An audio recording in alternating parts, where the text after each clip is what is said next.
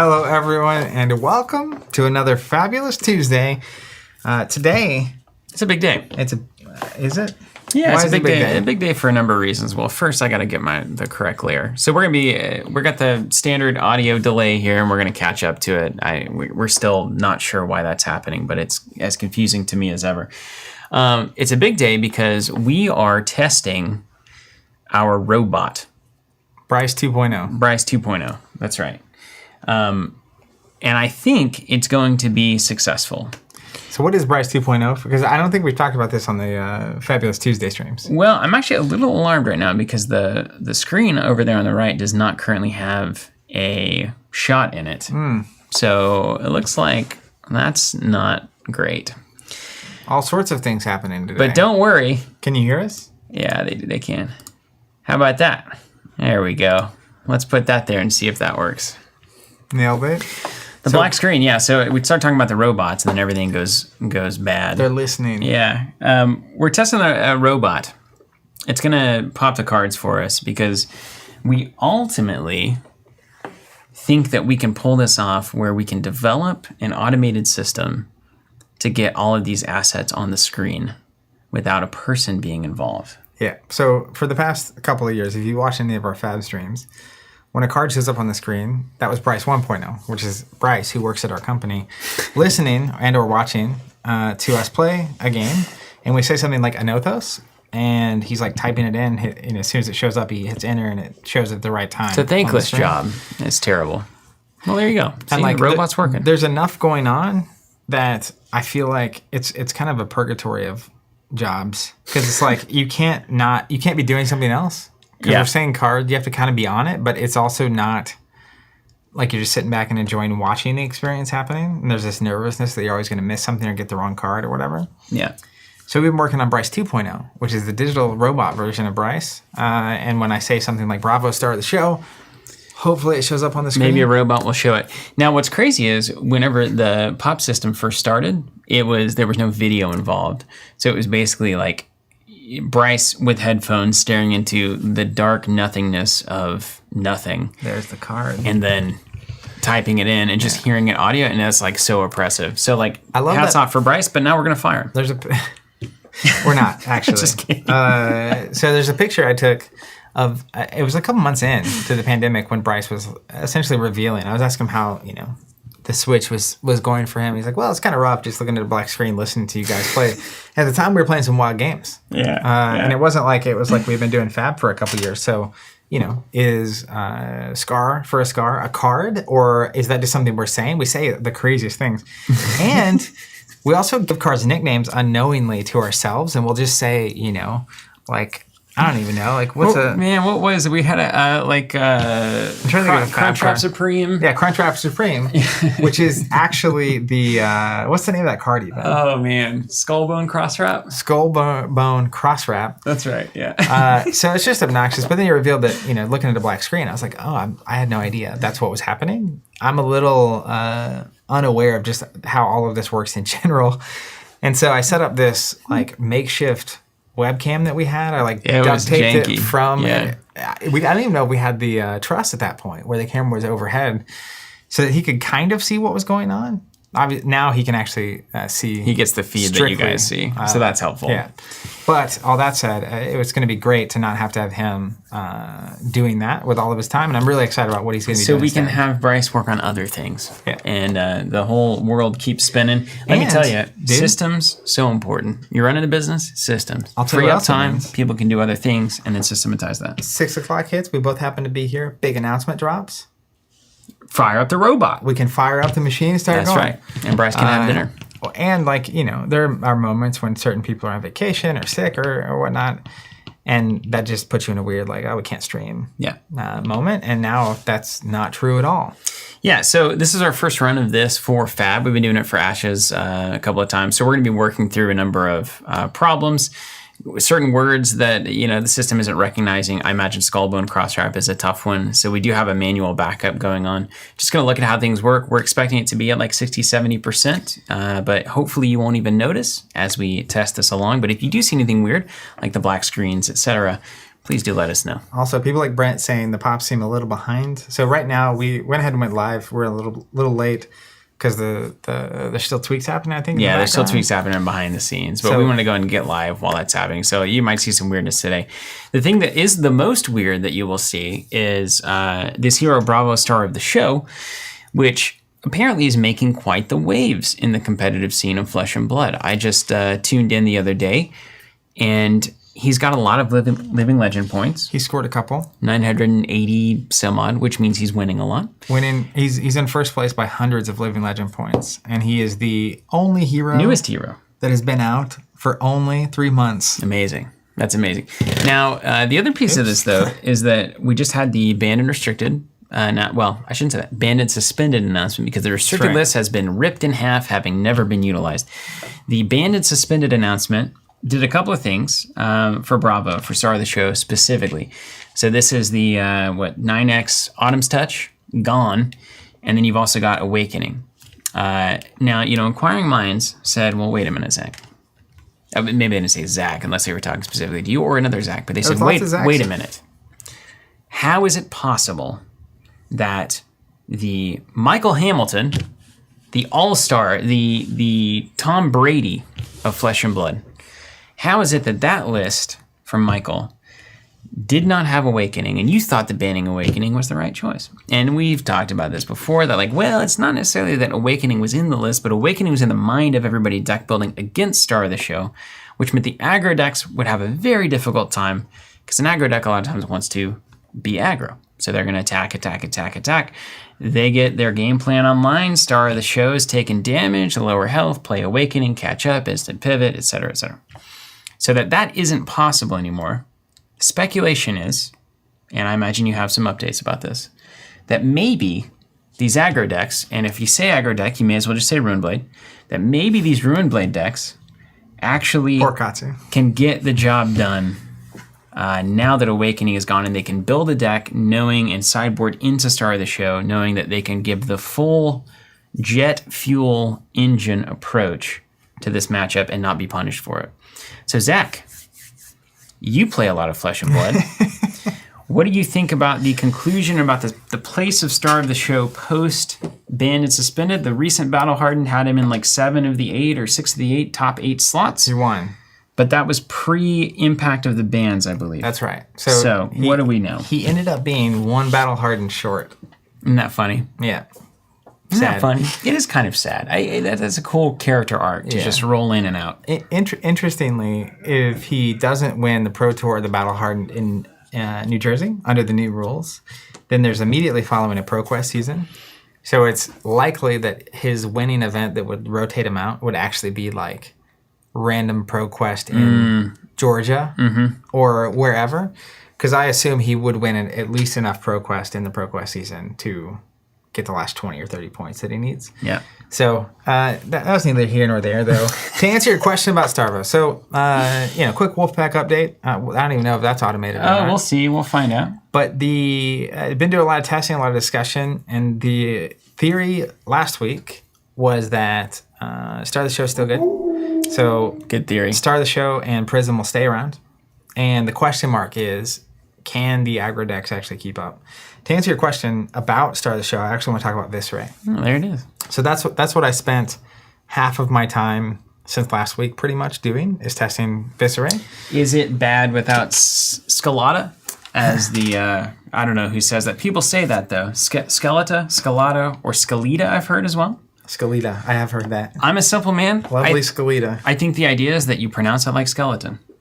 It looks just like skeleton. And it's kind of creepy and bony. It just doesn't end with an N. Yeah, so Skeleta rather than skeleton. Skeleton. Skeleton. When I start saying skeleton. That's the zombie exercise program that we've been waiting for.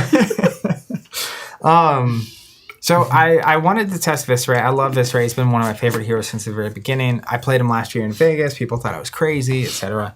And I remember a year plus ago testing Visceray on stream with Tunic, Fandel Spring Tunic, instead of Skeleta. I'll never forget that stream. Everyone that popped in or commented later was like, why aren't you running Skeleta? Have you ever thought about Skeleta? It's pretty good. Yeah. But I just had the long game in mind, which is eventually I'm going to have to play Visceray without this thing. It's too good. No. The reality of it, though, was I just wanted to see into Starvo even. What does the Vis deck, if I take the same stack, take out Skeleton, what happens? How does that go? And not well. Not great. So then it was like, okay, is there a way to actually build him this different? And the other problem immediately was that losing the Skeleton, it's the 2-block, it's the lack of the gas, as it were. So he actually then routinely, he was about a turn ahead of Briar and Chain in my testing beforehand. And that, a lot of times, it wasn't that he still couldn't be a turn ahead sometimes, but, and this is a long-winded way to talk about Starvo, the lack of Skeleton means 20-25% of the games that you would rely on Skeleton to either block appropriately or provide the resources to actually put you a turn ahead routinely. You don't have those anymore. Mm-hmm. So what was already a relatively close match now, you have an even worse win percentage into.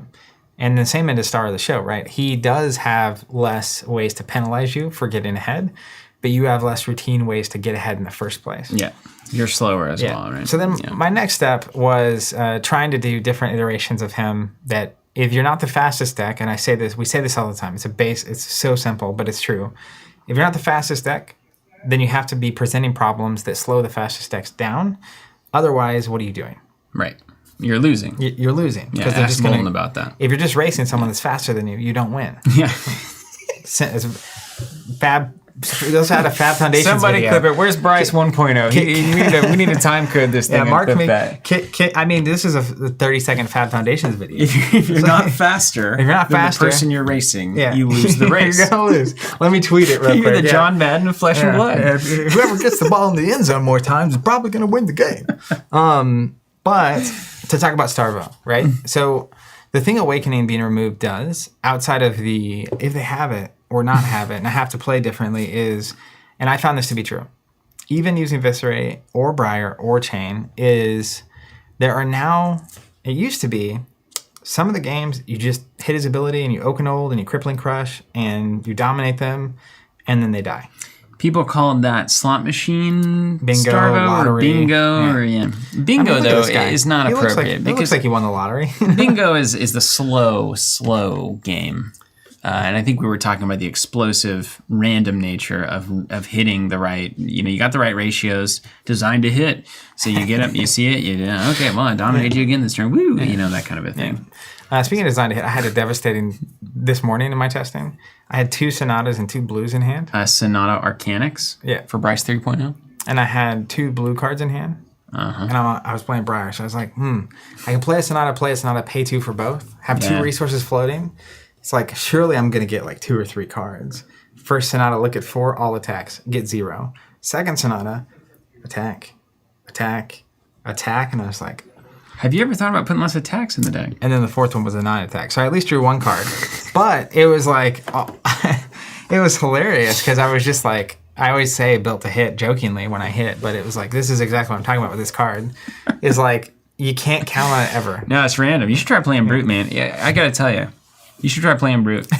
You really should. Let me tell you. You will not understand the odds of rolling a 1 or of not hitting a 6 attack off the top of your deck greater until you're living it. Then you're in it. Because you think, they're pretty good odds of Sonata hitting. And there's wonderful odds of Brute stuff always hitting, and it is almost a 50-50. Yeah. Well, the thing is, when you play a Sonata and it misses, 75% chance to hit if you're at 50-50. But when it misses... You're just a little less good. Your turn's not over. You're not just obliterated. Yeah. Oh, my Wild Ride doesn't have go again. Oh, well, I guess all these cards I held are worthless. So, anyways, all that to say, there are now... Because like the control version of Starvo that like Hamilton was playing, I don't think it changes that much. Yeah.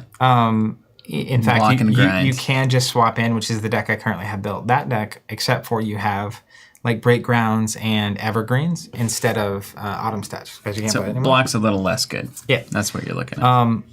So it does block a little less good, but the damage output is still very similar. The Earth card ratio is still very similar.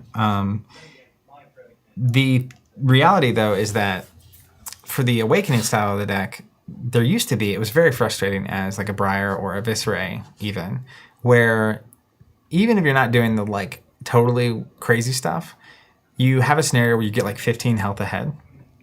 And the downside, of course, of Starvo is that if you're blocking, you're not triggering your ability.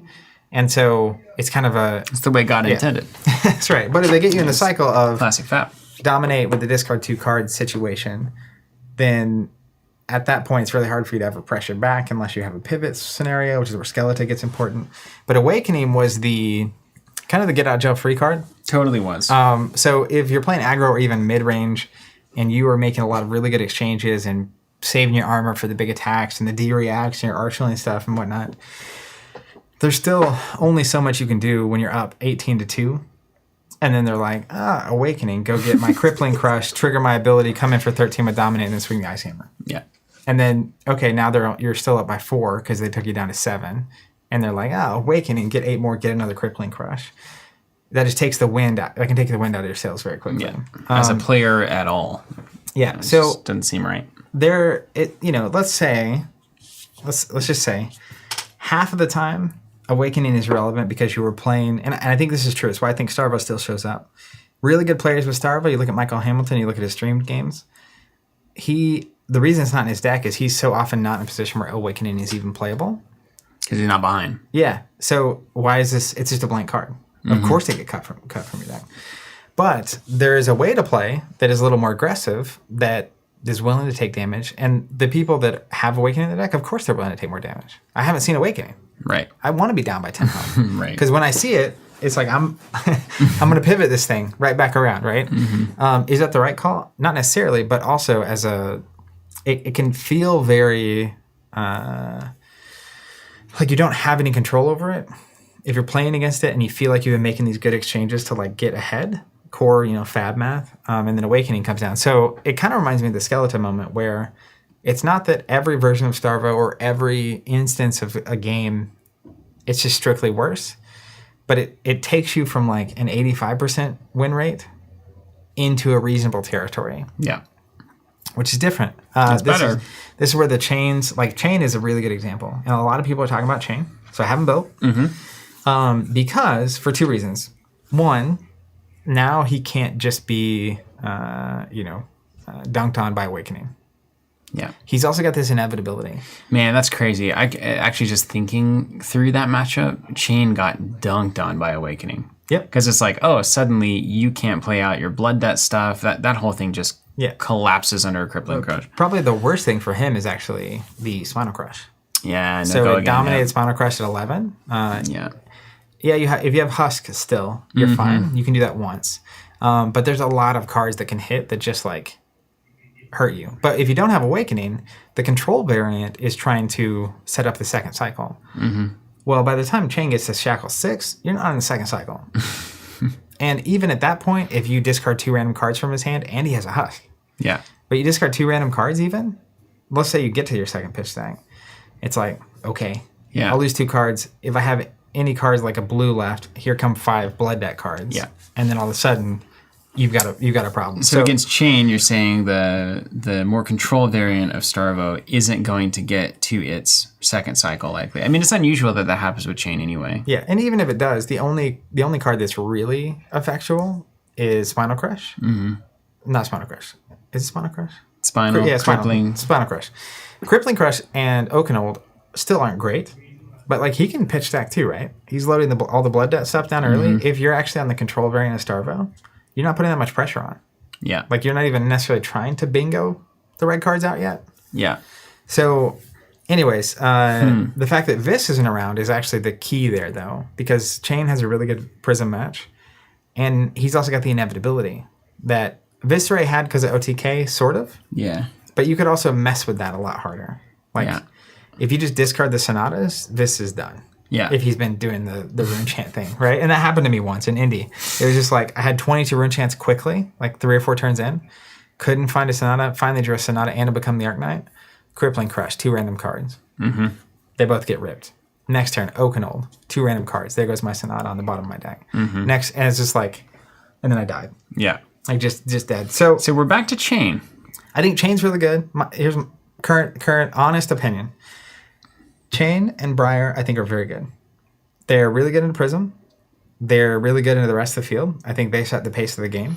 Can you pause there and explain it to me as if I'm a total amateur, which I've not been paying attention to CC so much because I'm not going to the Pro Tour. So I'm sure there's a number of people out there similarly. So we always hear Chain and Briar are good into Prism.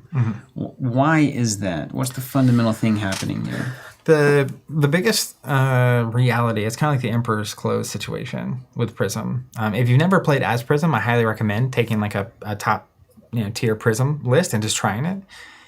The thing that was amazing to me when I tried a couple games of Prism is how bad she can be at blocking. You can play D-React, you can play Soul Shield, that whole thing. But there's a lot of cards that either don't block or, if you are playing the auras, as an example, you need resources to make that engine fuel. So Chain and Briar both have a good amount of go again and attacks they can send up front while still having an action point and the ability to swing a sword. And so they kill an aura at the end of the turn. Yeah. Right? So you can keep it under control. Cards like Genesis are particularly not that threatening. And a lot of times so unthreatening that they won't even get played by the Prism player. Because, you can... it's just a different kind of scenario, right? But it's the kind of thing where in either scenario, right? If Chain is like Howl from Beyond into a Riftbind for 7, they have to decide now whether to block or not. And a lot of times they won't. And he can Shackle to give the Riftbind go again. And this is a really simple turn. Then you swing the sword into an aura or whatever. If they don't block you and they have a full hand... either they're trying to set up an aura or they're just trying to put a bunch of heralds onto your next turn. Yeah, is Herald aggro even a thing still? Or did that get uncool? I don't think it's not a thing. Is it just not fast enough? I just think that it doesn't create... Again, it's not fast enough. So if you're not fast enough, you have to create problems. It's crazy that double Herald turns isn't fast enough. Yeah. If they have... there's a lot of ways that goes wrong, right? So... if you have someone that you have to block some amount of, a lot of times you can't play a ton of heralds. And then you look at someone like Chain. He's got Husk, he's got the Grasp, and he's got the Skullcap. So even Herald of Your Edition, a lot of times can be blocked with like a single card or even no cards if you really want to Husk it. But the go again means that you can push damage that they don't want to block.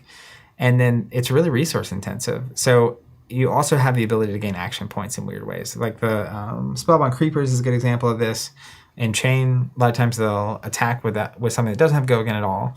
Spellbound in a Mauvrion Skies, which gets you an action point back and give your next thing go again.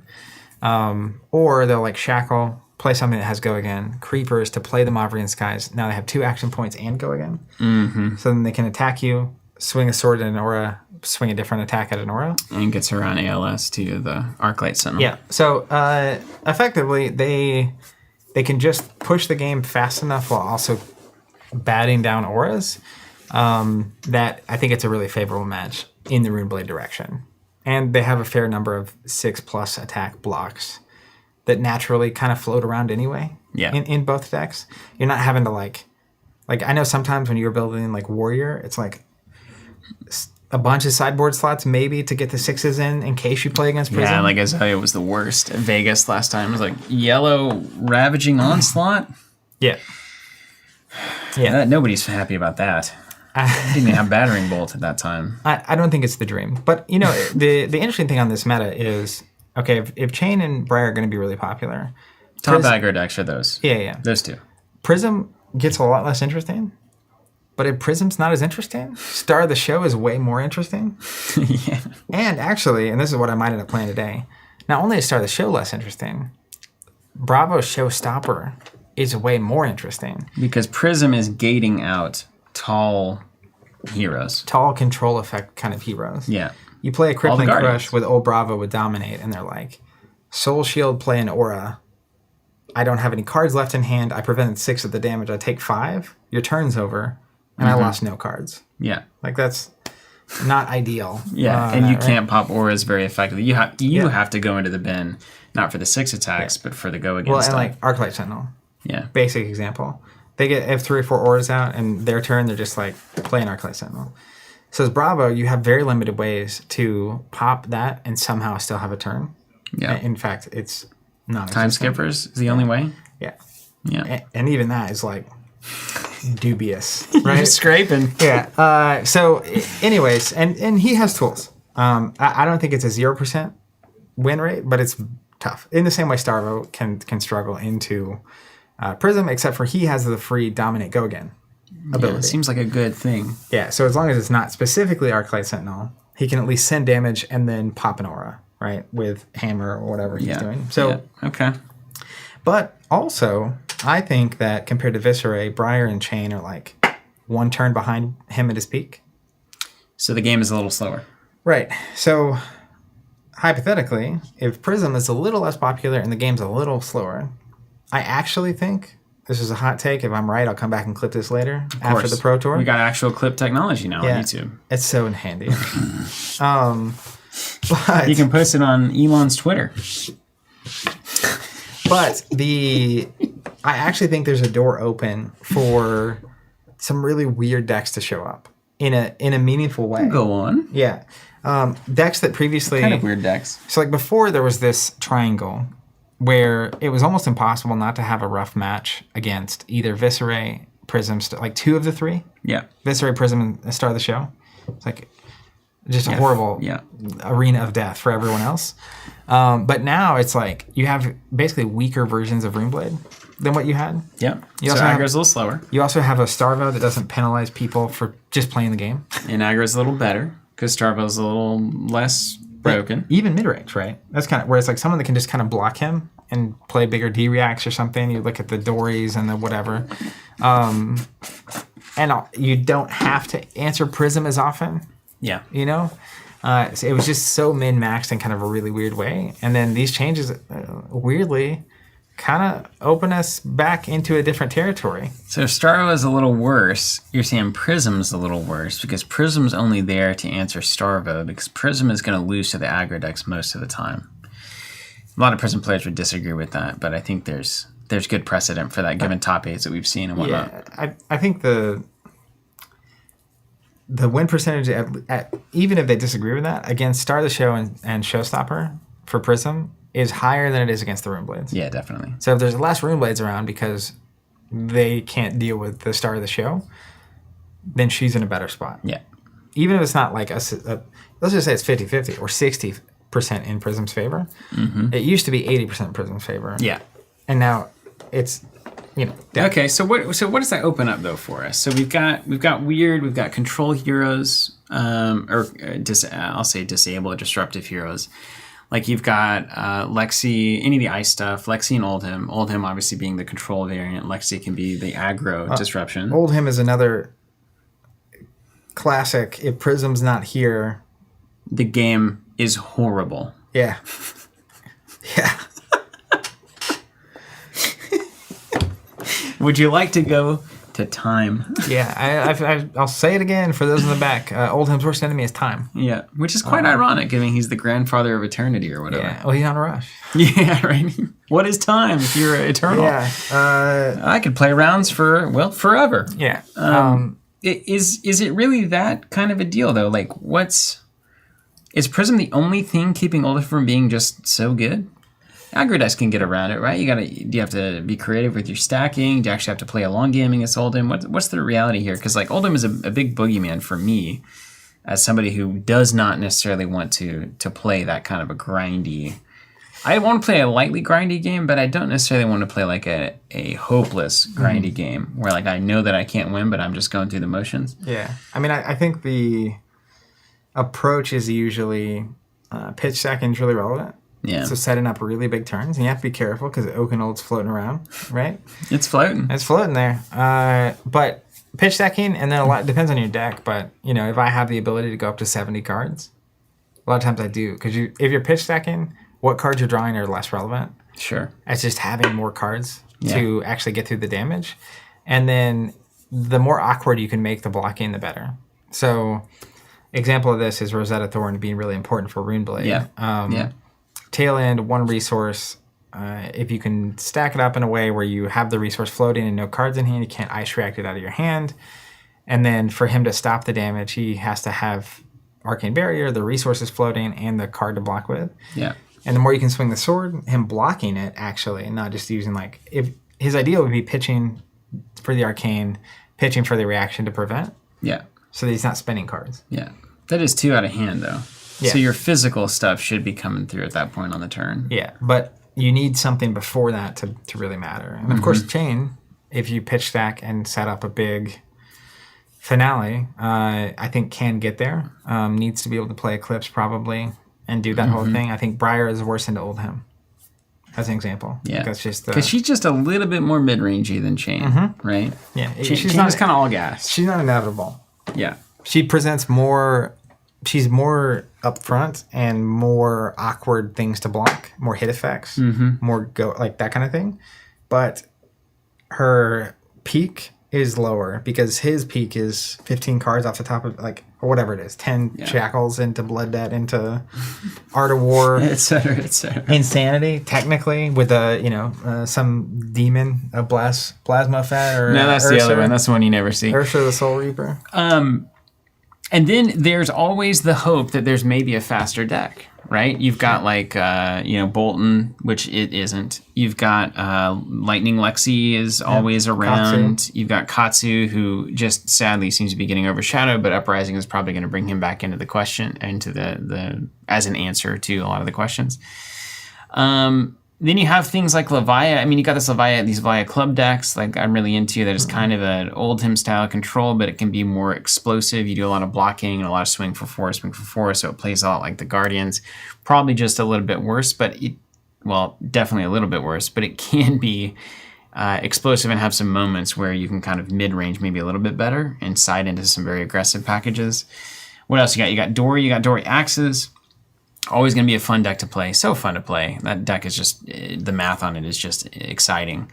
But has trouble with big moments, has trouble taking advantage of what it gains. Bolton Sabers could get there. The combo Sabers? Yeah. Yeah. I think Viscera was usually just a little too fast, routinely. And he has to really make it happen. Yeah. But I could see there being something there that is actually because he has all the armor as well, because he has the courage. I don't know, but I would love to see what that post combo. I would love to see if there is a version of Sabers that can actually do damage to Oldhim after the combo. Yeah. Well, I was saying Starvo in the race. Yeah, in the racing. Oldhim, I don't know, but against the Rune Blades, I think he's actually got play. He could get there quick enough, and he can try to fatigue chain. Yeah, if you'd have to sideboard into the life gain stuff for early. And he's not actually trying to combo at all. It's just all the armor, all the blocks. Are you in agreement, though, with me that fatiguing chain by running all 3 blocks and all the armor that you can? Some classes can do that. Warrior can do that. What are the odds of that actually working? Against your Dante Del Frisco's, who's going to stack up a big turn or play to Eclipse or whatever it is. Can you actually just stack up 3 blocks and block as efficiently as possible and get that done 20% of the time, 30%, 40%? I mean, I think you need the armor suite, the soul shields, the 0-for-4D reacts, and some life gain. Sigil of Solace as an example. Yeah, it's interesting. I mean, the life gain is also a 3 block, right? On early turns, when he's not actually threatening your whole hand worth. So it's worth it. You saw this at the Pro Quest where you did 15 damage early in the game that didn't matter because... Yeah, he would deck himself, and it doesn't matter if he kills you. So if you had just saved 8 damage earlier, it may have been. So that's where the triple sigils, and then play it on turn 0, turn 1, turn 2 before he is full blocking. So with Bravo full blocking. Showstopper, what I used to do in that match back when Seeds of Agony was still a thing was 3 red sigil and 3 blessing deliverance. Yeah, the old guardian. Yeah, and so early it's I'm blocking, and I'm obviously playing those when I can. And then ideally, I want to hit a really mean hit effect on Shackle 4, which is crippling or spinal. And ideally, it's spinal. Yeah. If I see a spinal after turn 1 or 2, it's going in Arsenal because on his 4th Shackle, I'm going to dominate and I'm going to play that thing. I'll take all the damage. I don't care what the hit effect is. I'm just going to stick it. And back then, they had a higher density of blood debt stuff. So when they were on Shackle 5, as an example, probably 3 or 4 blood debts go in. Yeah, it was way harder. Yeah. It was way worse. Yeah. Norian's saying, I won against Chain with 27 health on Dory Axis, and he played all 3 Art of Wars. I think it's totally possible. I don't know. I will say also, Chain is one of those heroes. This is why you see why it just stays in the meta, and why really good players tend to love Chain is because it really rewards you for being good. If you can actually set up a stack and you know what you're doing, it's very, very good. If you're just YOLOing soul shackles and pitching cards and just playing out big aggro turns, and you get to the end of your deck and you're like, oh, I didn't get there. It's not as good. But you can make chain exceedingly good. It rewards that. Particularly if you see them like just trying to fatigue you. Yeah. Like once that hits, you should be flipping the switch. And there's also a big difference between the fatigue stack and the not fatigue chain stack. Yeah. And if your deck has 60 cards in it when you're expecting them to fatigue you, you're probably doing it wrong. Mm-hmm. Yeah. Yeah, interesting. And I will also say, one of the fascinating things, I remember Chains of Imminence was a big conversation back in the old Chains. Man, wasn't it? Yeah, but Seeds was so easy. Yeah, but because it was the 9-of. But the reality is, I think that card let people start playing Chain well. Because more times than not, the chain players I've seen that are really good are very comfortable with 2 to 5 cards in their banish zone that are damaging them. That are hurting them, yeah. Because, and that's where even the Spinal Crush now, it used to be bad because it's like, there's just a lot going into that. But even now, it's the reality, like sometimes you help them make the right play. Mm-hmm. Yeah, isn't that funny? Which is not what you want to be doing, bummer. Honestly.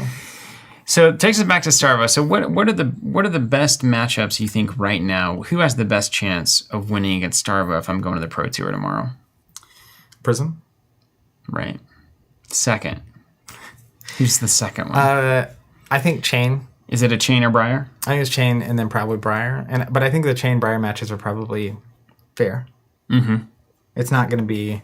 Is it 50-50? A blowout. I don't know the percent. I think it's close. I think it's 50-50 or 60-40, and then I think that is modified by play skill. Yeah. So, if you're like the old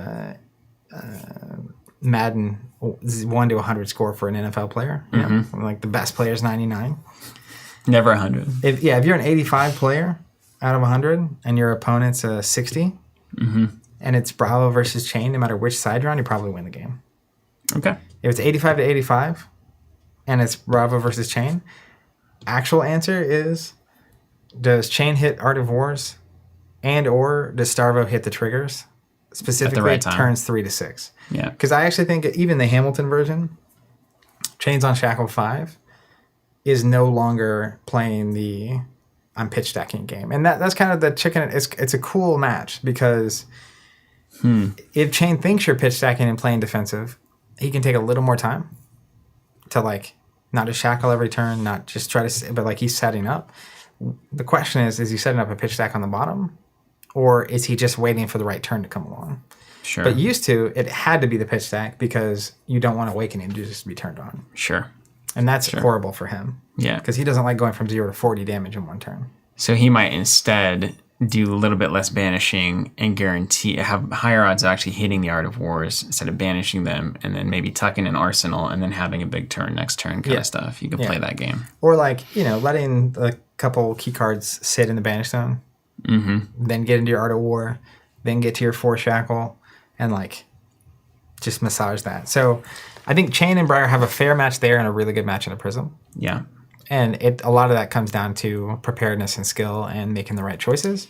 Now, the other piece of this, though, why is Bravo Showstopper called that, first of all? And second, is it actually to stop Star of the Show? Because there's been a lot of speculation that old Bravo is actually really good against new Bravo, and why in the world would that be the case?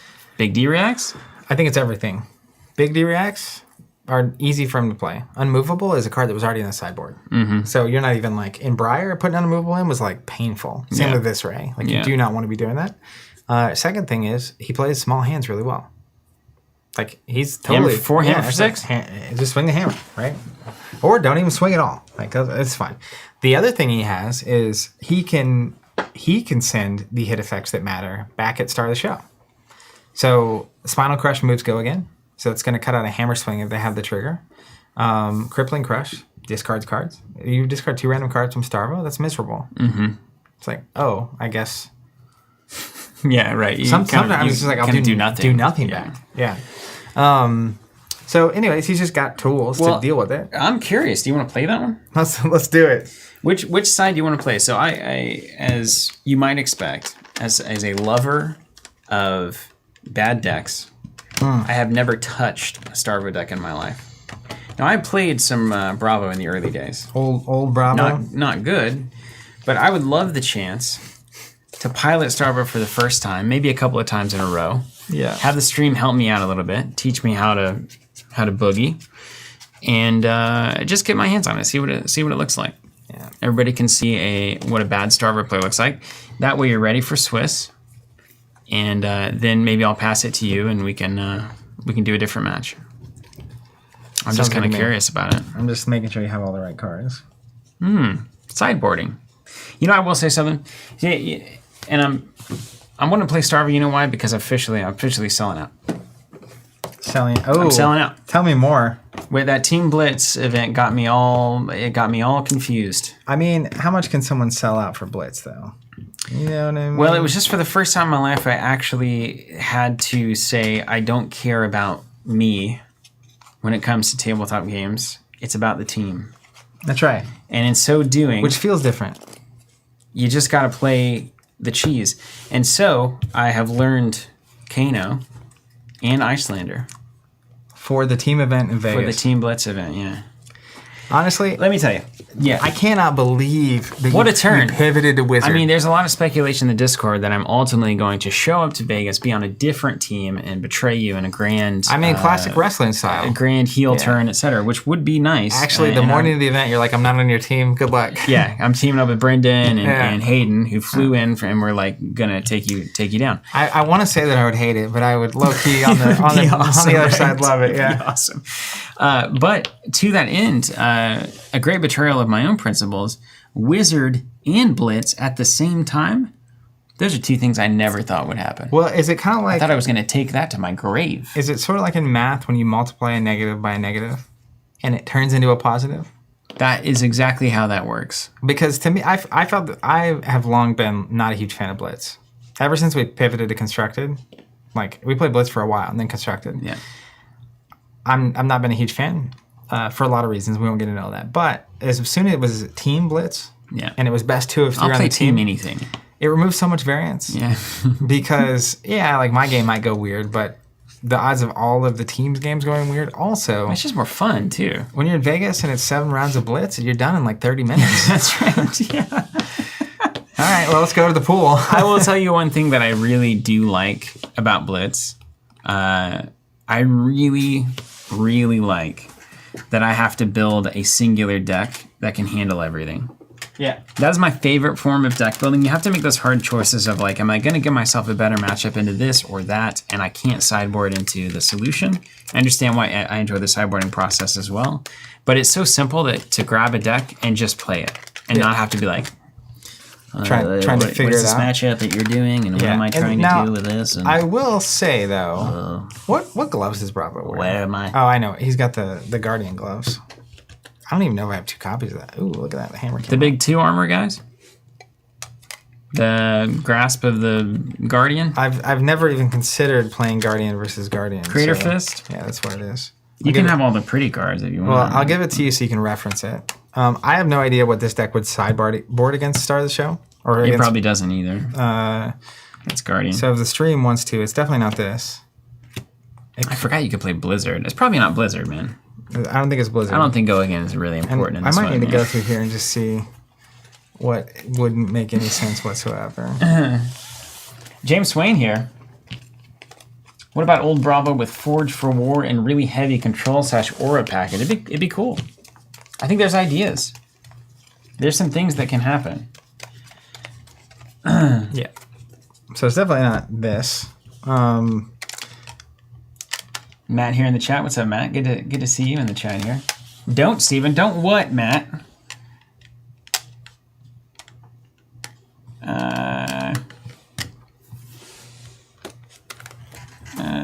Really good to know your enemy? Yeah, totally. G-Squad. We'll answer this here on the stream. With the recent sets quickly selling for well under MSRP after release, it's negatively devaluing the value of this subscription. Thank you. It literally said thank you. I thought you were saying thank you. I was like, that's hilarious. It's like, that's cool. Okay, a little note. Kind of. I mean, you can think about it however you want. There's some things that are relevant.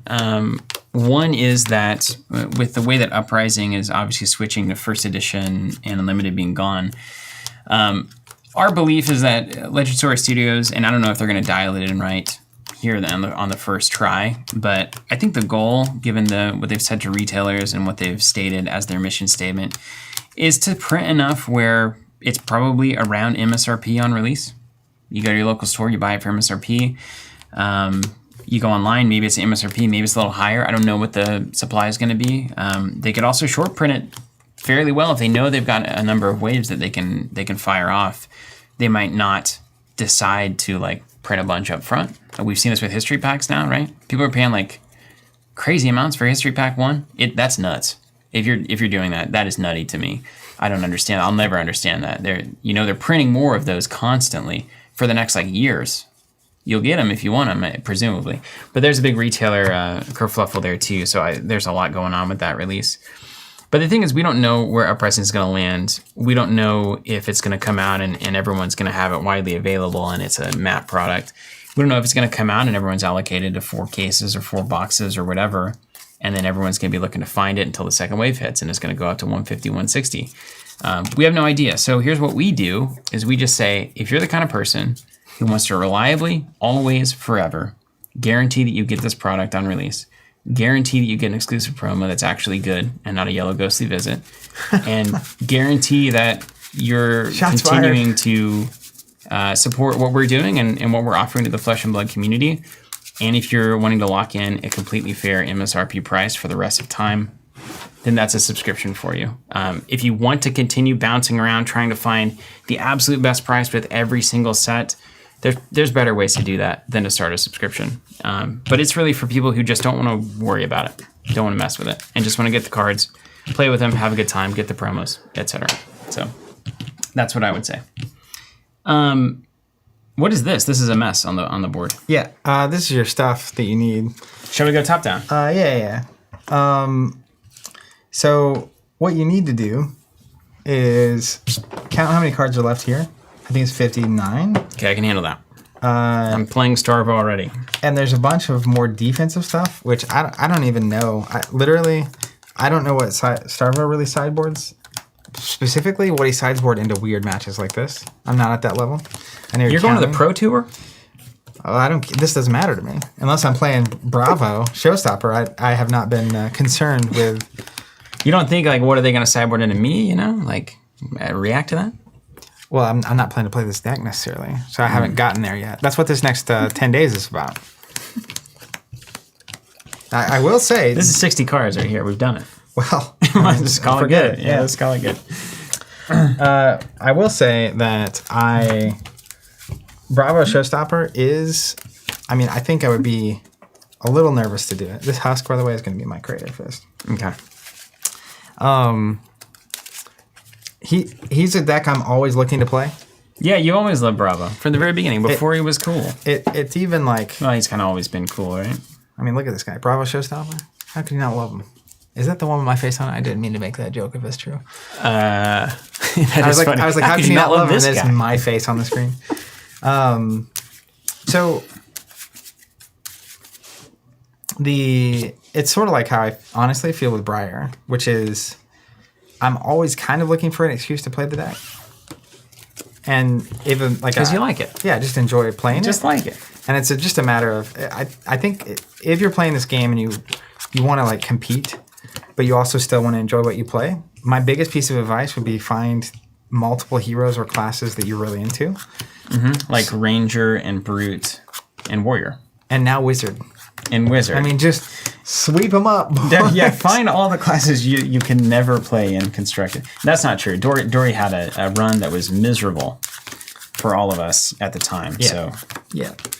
Things wax and wane, don't they? But yeah, everything under the sun, right, has a season. And so if he's viable, and I think he's, if not viable, close to viable right now, that's fun. I like that. I like that Heroes 2, it's a kind of an exciting moment as a player who plays the deck to have moments for your favorite decks and heroes. Like, I'm a little sad that Visceray almost had it. Yeah. I did get to play like a couple Pro Quests in that. You want a Pro Quest with this. You got to love that, right? I'll be on the list. You're on the list. Right? Your name's on the list, out, bud. and I'm on the list. But a little sad that he suddenly is like, I think, a little below the curve, honestly. And yeah. I'm torn right now. So I think my top 2 decks, if I had to pick right now, would be Showstopper and Briar. Not shocking. Yeah. Those are your 2 faves.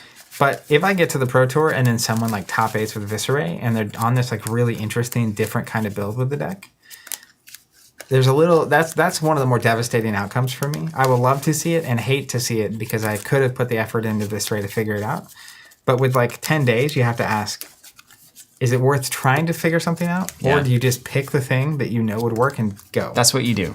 By the way, I know that's what you do. That's the answer for anybody out there wondering. That's what you do. Pick a thing and then just play it as best you can. If it's Dory Access, great. You know, the math might not be in your favor, but your mastery of the deck may be able to pull in the wins that you otherwise wouldn't have gotten if you'd played a better deck that you're less familiar with, like the Star of the Show deck. If this is me and I'm like, oh, okay, I'm going to go to the Pro Tour, I'll just take Star of the Show, it's a winning deck, I would get absolutely dominated. And we're going to see what that looks like when you're playing a deck that you're not familiar with. This is going to be really funny because I haven't played this match. Hey, did you see this reply from G Squad? I really like it. Yeah, saying, go ahead. Yeah. Thanks for the answer. I'll keep my 13 boxes forever. That's fantastic. I was just curious what the plan was. Yeah, that's cool. The other thing I would say is like, you know, things change over time in general. So we'll always evaluate. We want to make sure it is a reasonable offering at all times. Yeah. But we also don't like the, you know, I always think of Michael Scott, snip, snap, snip, snap, where it's just constantly in flux and changing. And this and that, And I think right now, even anything you're seeing is very likely stores selling product, having no idea what their allocation is or what the general market condition is going to be. And the Fab History Pack is a great example. And I was recently somehow tied into at least accused of an attempt at FOMO, and I'm not trying to do that at all. Yeah. But genuinely, you're a FOMO machine, man. We want to see how it plays out before we make any major decisions. Because like going into Monarch, I would have lost so much money if I had been betting.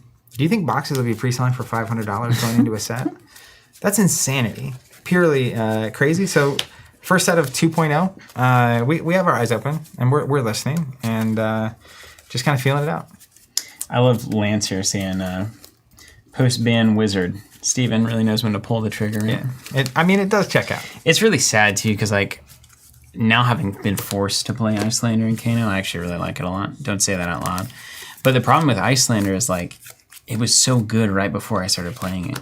I'm looking at the card pool right now and I'm like, dude, if I had Stir and Snapback in this deck, it'd be so good. Oh, like before the stuff? Yeah. So it's like, and it wasn't really about Kano at all. I think so much of this has to do with maybe even getting us ready for post-Uprising where Icelander is going to be nuts. And if she had Snapback and Stir, it would be maybe too nuts. A lot, yeah. We've already seen the preemptive stubby ban. We've seen that. We've seen that exact thing. But it's cool. I also think your mentality, I think you were saying it on Saturday, just you've been kind of dogging on Wizard a little bit. And there was a genuine intellectual curiosity of, I at least want to understand it enough to play it.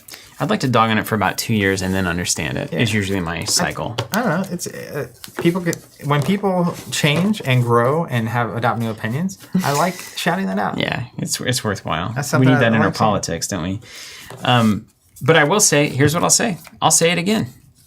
I'll say it for the 15th time. I still hold to, now having seen that the other side of it is super interesting for the other side of it. But it is still interactive light in that a lot of the Wizard matchups that I've been playing is they're doing a thing that I don't care about. And do I want to try to kill them now or not? That's a sole decision point. They have no control over whether or not I can kill them. Yeah. Unless they just sit there and do absolutely nothing and just hope to sit on blues and just forever stare at me. Arcane Barrier 5. Yeah. Right.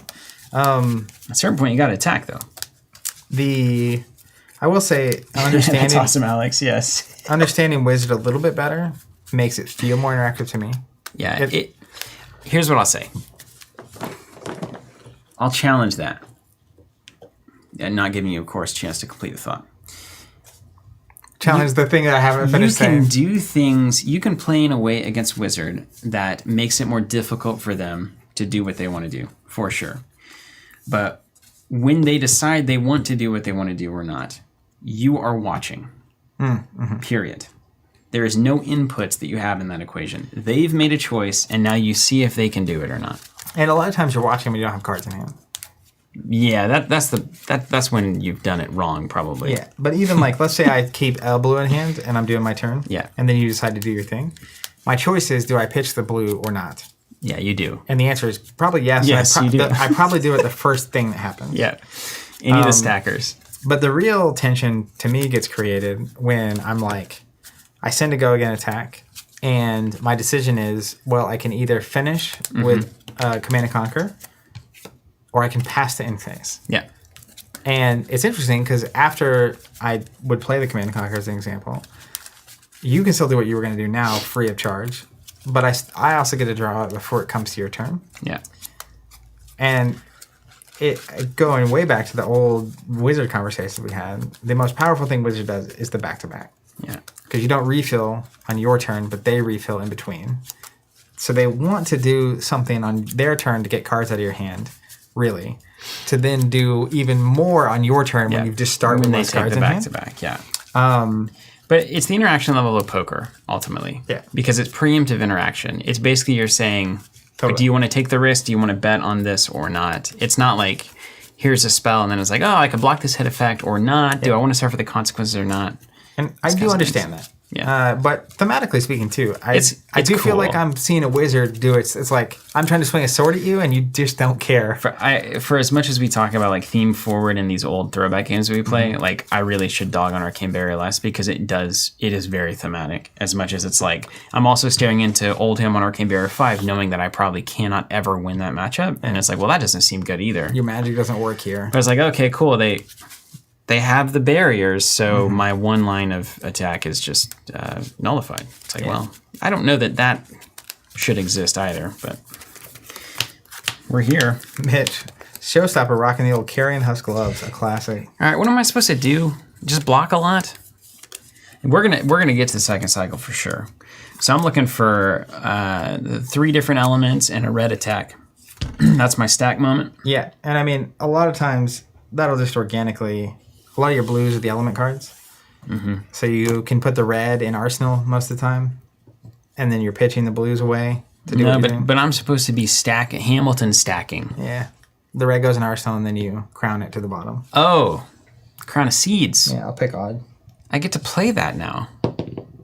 It's 5. You're first. Or your pick. I'm pick? You said odds. Oh, I did. 5 is an odd number. Yeah. Yeah. See, I feel like when you're winning, I'm winning. So I thought by me winning, you were the one that won. Okay. Let's see.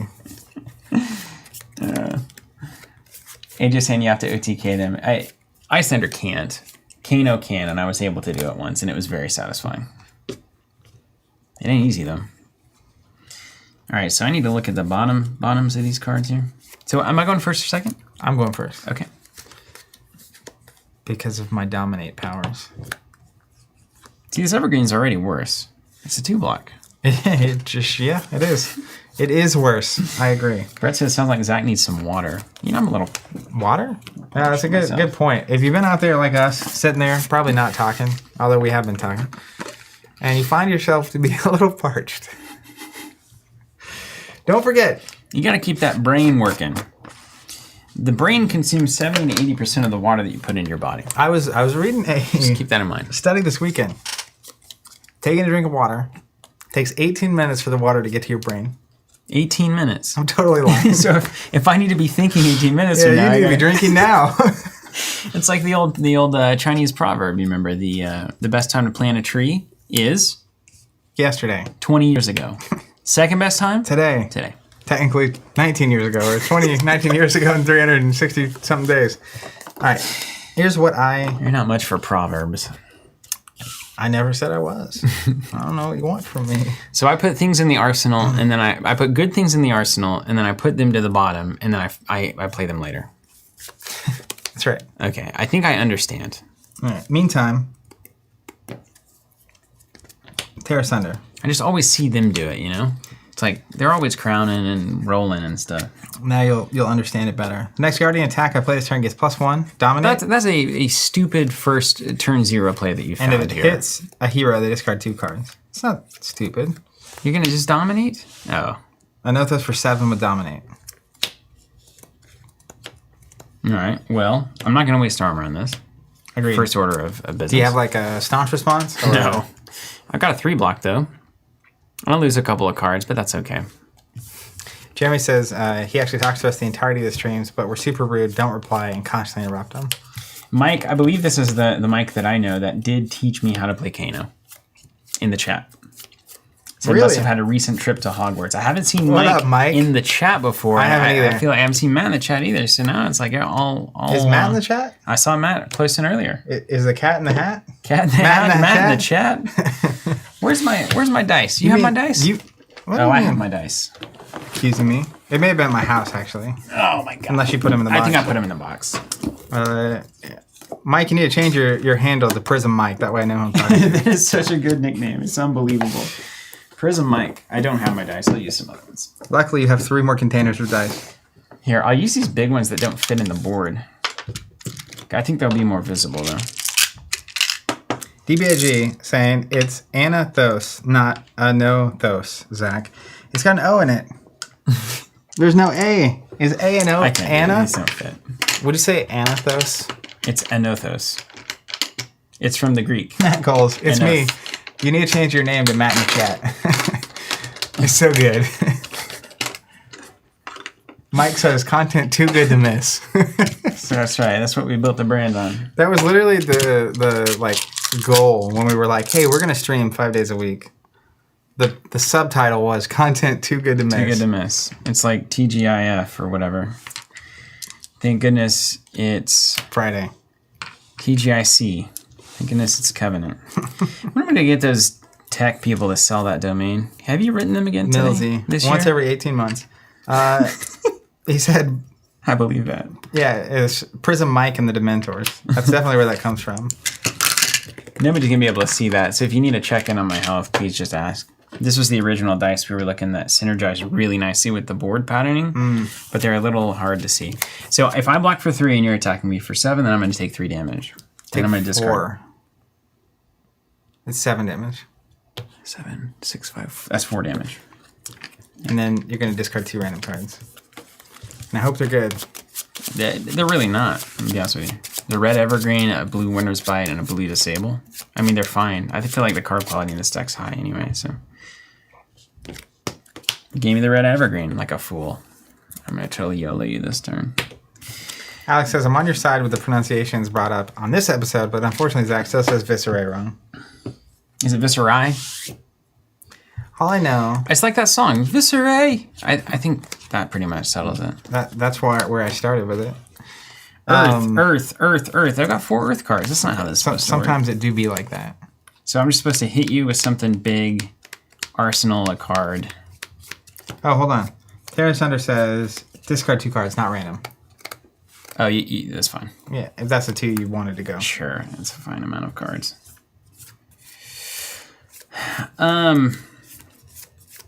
This deck's kind of look at all these. This is a hand of 2 blocks. They've all got 2 block on them. How much do you shuffle? How am I supposed to play control? Did you shuffle? Yeah, completely. Well, you just swing the hammer, put a card in arsenal, and then ready. Don't forget to trigger the tunic, and then you prepare to crown. Well, I feel like I should actually just play the evergreen for 6, and then arsenal the red evergreen, and then crown it out. That's down. fine too. Yeah. Why waste the hammer when you got all these tasty attacks? Okay. All right, we're playing Fab now. Activate Tunic, beginning of turn. I don't have an attack with Crush, so I need to activate that. I can swing for 4, I can swing for 6. Why not? Pitch, Yellow Evergreen, coming at you. Ooh, I might overpitch this because I don't want to be sitting on this blue card or this yellow card. That's a good question. Stack, then the red comes in. Ooh, no, but we don't want 2 Earth cards down there. Shoshi, the song being referenced is Glycerin. Yeah, Glycerin. But Glycerin. Yellow Evergreen, coming in. 6. Mm-hmm. Oh, we're about to get into the slugfest now, aren't we? This is going to be disgusting. Viscerae.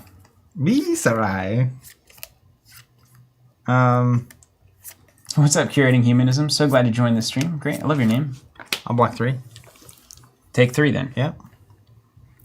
Clear signs that we're not actually Guardian players. Tell me this, Starvo. Red Evergreen is a fine thing to have on the stack there, but it's really not awesome. right? 9 fine. dominate. It's fine. You're okay with that? Everybody's fine with that? I mean, you could have also played the red one here. Yeah, but then you've got a yellow to send down. Do you really want to do that? You got a double earth in a row. It's like, I don't know. Yeah, not great. I don't know.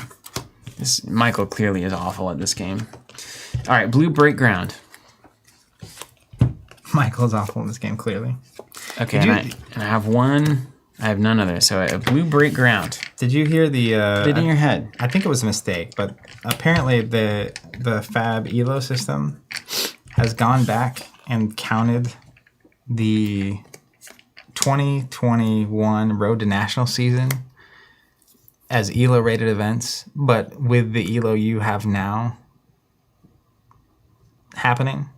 I don't even know what you just said. So like the events last July and August for Road to Nationals that you didn't even play in, but that they suddenly right now are counting for players ELO. Oh, like they didn't previously. They retconned. Oh, cool. Yeah. Surprisingly. That's a whole hubbub that's going on. All right, you ready? People get hubbubbed about all sorts of things. I still only have seen Earth cards here. Red, Blessing, Deliverance. You have resource tokens? Yeah, you know I do. Alex Chase, it's always good to see you. So this says... Not just because you say nice things. That's most of it, though. That is most of it. And because, Need one of these. we've hung out. It says, when Blessing and Deliverance enters the arena, if I have a card in my pitch with a cost 3 or greater, which I do, draw a card. Don't mind me. I remember this now. Let's create a Seismic Surge token. Man, it's awesome. Dice Board just shipped out today. They're so good. I'm pleased with that product. Hammer for 6. Boy, playing this matchup is a different kind of thing. Hammer for 6. Okay, so I'm supposed to crown, shield, block 3. You did it. But You got to do the cooking by the book. check this out. I've got pretty much an all red hand here. Block it now. Well, I don't know what to tell you. If you pitch the red, like one red card at least, you can block with another. You know, you have how many reds? All reds? All reds, man. And they're 2 blocks. And then this thing. Deck's over. How do people play this? See, it's not. It's so funny. I'm just swinging a hammer at you, and you're like, "What am I supposed to do?" Well, I can't do anything in response. Just block 6 with 3 reds. Get him out of here. Yeah.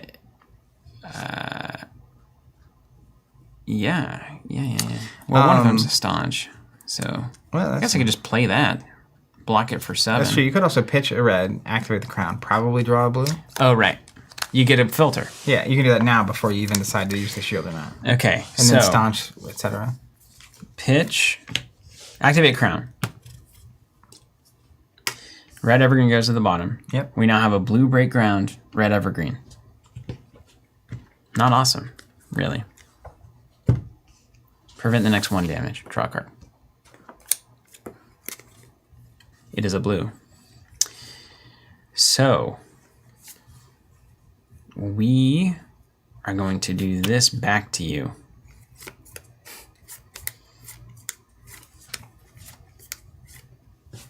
Ooh, okay. All right. Well, how about Keep figuring that out. how about this? This is also so weird now. So I'm gonna have a disgusting blue break ground, red evergreen, yellow evergreen. Nobody likes that. That is not what you want. That is not what you want. So we might just pass that. Yellow evergreen, blue winter's bite, spinal. It's kind of funny when I'm walking back, I can see what you've been saying on the screen over there. It's got the text. This is really not what you want. Is the text that I saw? Okay, this is going to be weirder than we want it to be. Hey, Evil Adventures says, I pre-ordered the classic battles box from you guys. If everything goes well, I'm going to check out the subscription program. Keep up the good work. Cool, great, Hey, man, welcome to the party. love it.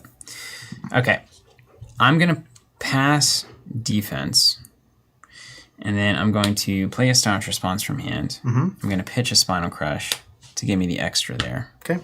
And I'm going to block all of that. You did it. Nothing says great plays like a staunch response on a hammer.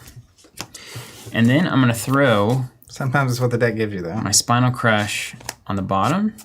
So we're gonna sweep out the 3 Earth card flush. That's just, I'll see it, and that'll be the end of it. And then I'm supposed to go in to this turn with an Arsenal card, which I will fail to do. So I've already missed. Red break ground there. I'm playing sealed. What have we done? But I just wanted that blue winner's bite down there. All right, there's 7. I'm at a moment of weakness. No Arsenal. Just take the hammer. I don't know. Staunch feels weird here.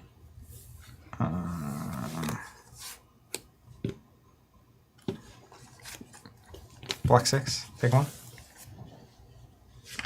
Just Guardian stuff. Yep. Block and swing. These pop. Red Blessing, I'll reveal the top 3. For every card over 3 or more cost. Just 2, I'll gain 2 life. And then this will go away.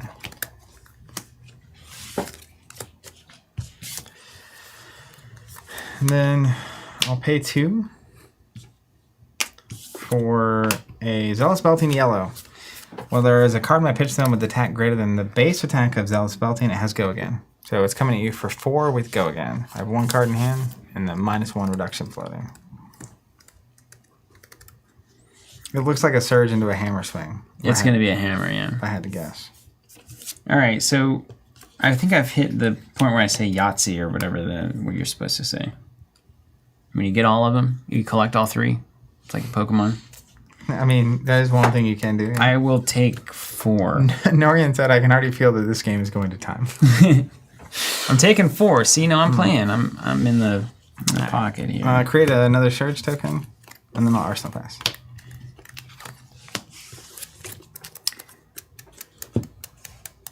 Pitch stacking is tough. Takes a little. It's a different brain muscle. You've been working out with Kano though. I have been, but CC is bigger because you have to make it. Okay, check this out. Look at all 3 of these. I put all the words together. Hey, it's like Connect 4. You did it. You didn't even have to have an Arsenal card to like filter with. You just did it. I just did it. I just drew into it. Yeah. Deck's designed to hit. Built a hit. We're gonna do a breakground 9 with Go Again. You. And I gotta think about this. Okay, here we go. So that now we're thinking. So I've got blue Winter's Bite down there. I'll put blue Evergreen down there. Yeah. And then I'll put a blue Lightning card. It's amazing. But then I got to get the red as well. So, and I'll take up the tunic. You already have some reds above it in the stack. Yeah, there's a red Evergreen though. I got that Spinal right above it. Yeah, so I need the Lightning there, and then we're there. Yeah. Yeah. I'll block for 3 and take 6. Okay. So this is interesting, right? This is a fascinating decision point, which we should talk about. So you want to Winter's Bite the hammer to get the Frostbite trigger. But if you Lightning Surge, you get the pitch stack. I think the ice token against Bravo is probably less relevant. Doesn't matter. Than you want it to be. I agree. All right. Swing in for 4. All right.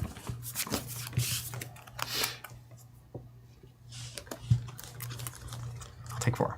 Okay. I'm going to Arsenal this card, and I got to be weary. So it's going to start my next cycle.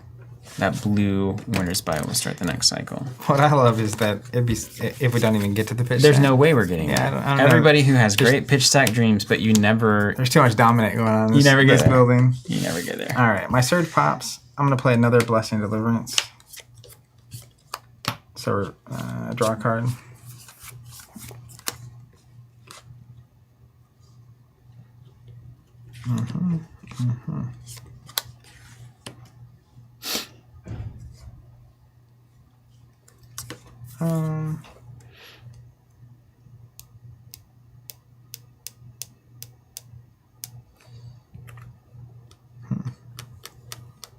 It's Great Surge, like you do. And then we'll just swing another for 6. Okay, well, how about this? I'm going to activate... Oh, this is where you can do that crown off of tunic thing. Don't even spin a card, and then get a 5-card hand. Woo! Ric Flair in the house. Yeah, I'm doing that. I'm trying to play control-y, but it keeps giving me big. You just take damage and then slap back. It just keeps giving me big hands. Yeah. I mean, Crippling Crush for 13 with Dominate and Go Again is pretty good. I didn't get that kind of a hand, but it is good. Okay, You might. So here comes Crown. How did you know? Did you know it was on the top? Are you David Blaney me? This is totally a Crippling Crush. That's just how it goes. I've seen this 1,000 times. Oh, that's funny. It's okay. Let's see what happens. You Okay, got 6 so coming at you. What are you going to do? There's Blue Eyes. Okay, and then we're going to show you... William nailing it, saying, is that a carrion fist? It is. Noreen says, Crown of Seeds always make my ranger brain sad to see how well you can manipulate the isn't arsenal. it disgusting? It's so gross. Okay, so then the things that I'm going to do on my turn, of course, play this Crippling Crush. Unfortunately, I don't have enough to also swing the hammer. Doesn't matter. It doesn't matter. Is it a 13 Dominate Crippling Crush? Yes, it is. That's usually enough. So I'll take 6. In most cases, does it remove 25% of my health and half of my hand? Yes. At this point, it's over 33% of my health. I'm beginning to see why this is good. Yeah, it's pretty good. Okay, I'm going to show you what I've collected. I've collected an ice card, an earth card, and a lightning card. I like how you frame it. Hey, Teach, here's my collection. I got a ladybug and a June bug and a cricket. Okay. Want to see what's in my shoebox? Then I'm going to play Crippling Crush. Oh, it's a travesty. I know that I've got a blue winner's Don't forget bite to down click here. that tunic up before you get started. Oh, right. I always get so focused on these The exciting thing. things. I get lost in the madness. Oh, yeah, you only took 5 because you had the crown. I knew that. All right, so we're going to pitch a blue Heaven's Claws to go with my blue winner's bite. We're going to pitch a red Evergreen to give me my earth card. So now that's a bingo. It's a bingo. And then I got to pitch this blue. So we got another stack up there. But that's 7. That makes 7. Well, I'll block for 3. Take 10. Discard 2 random.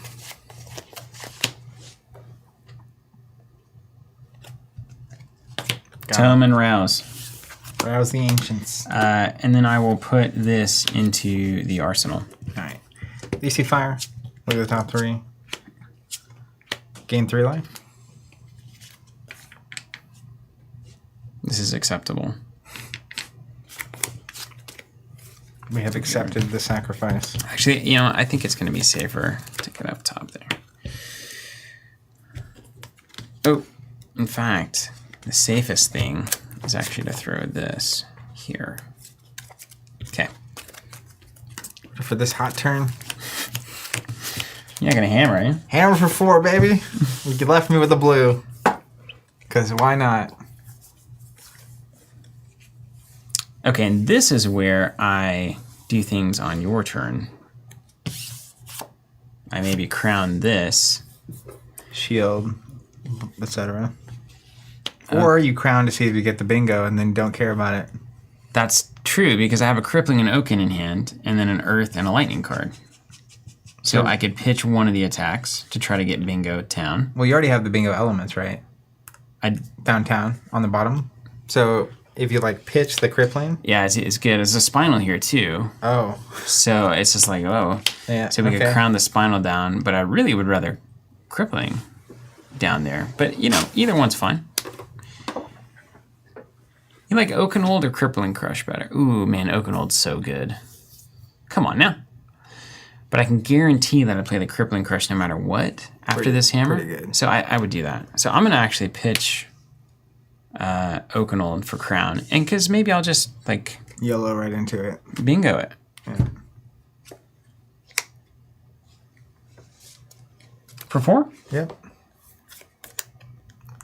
It's funny, every time we say bingo, it pulls up the card bingo.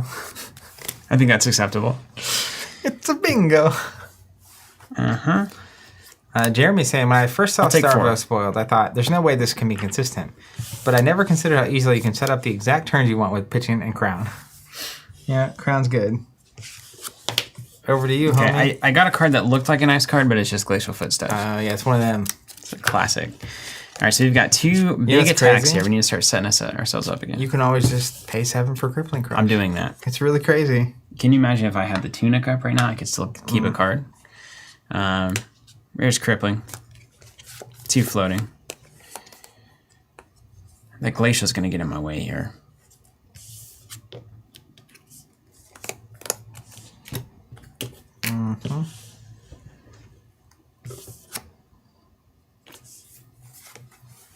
Take 3, that's right. I had the crown up. Can we make a token for that or something?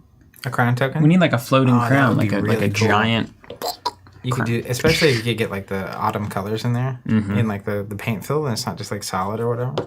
Just I'll tell you what, freeze tokens big one on it.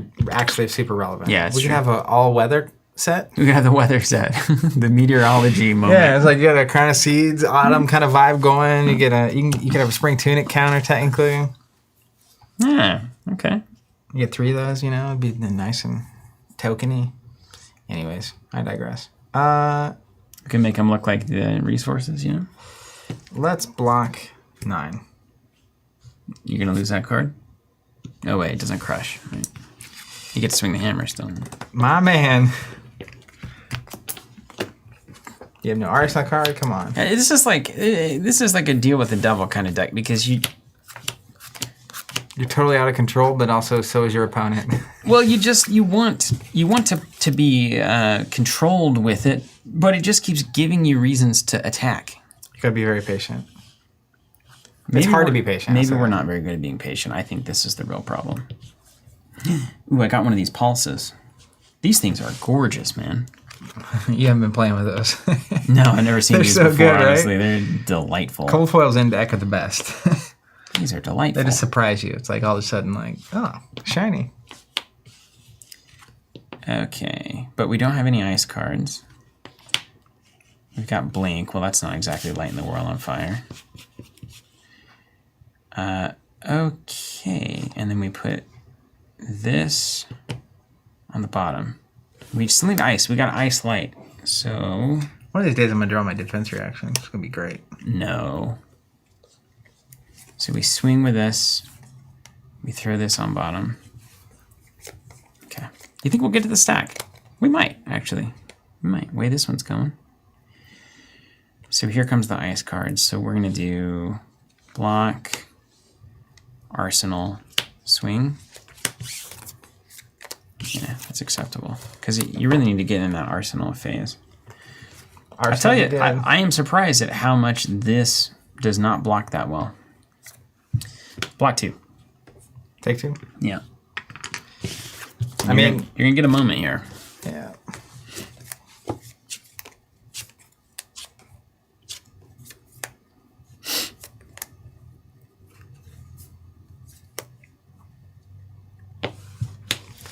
It's all about the moments. Swing hammer. No ice card.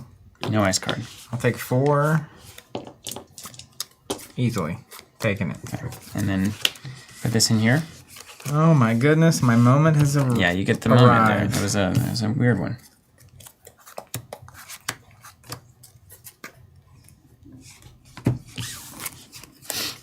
You ready for this moment? Yeah, I hope you don't do the... Oh, that's pathetic. Debilitate for 6. If it deals 4 or more damage, your first attack next round is -2. See...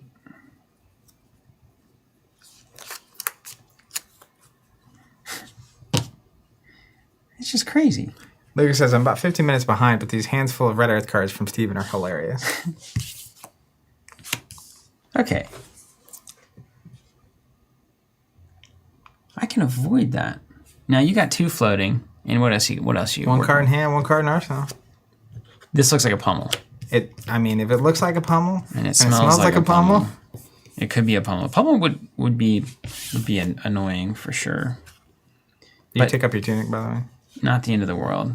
Not on your turn. Last turn. I don't know. People are thinking you didn't.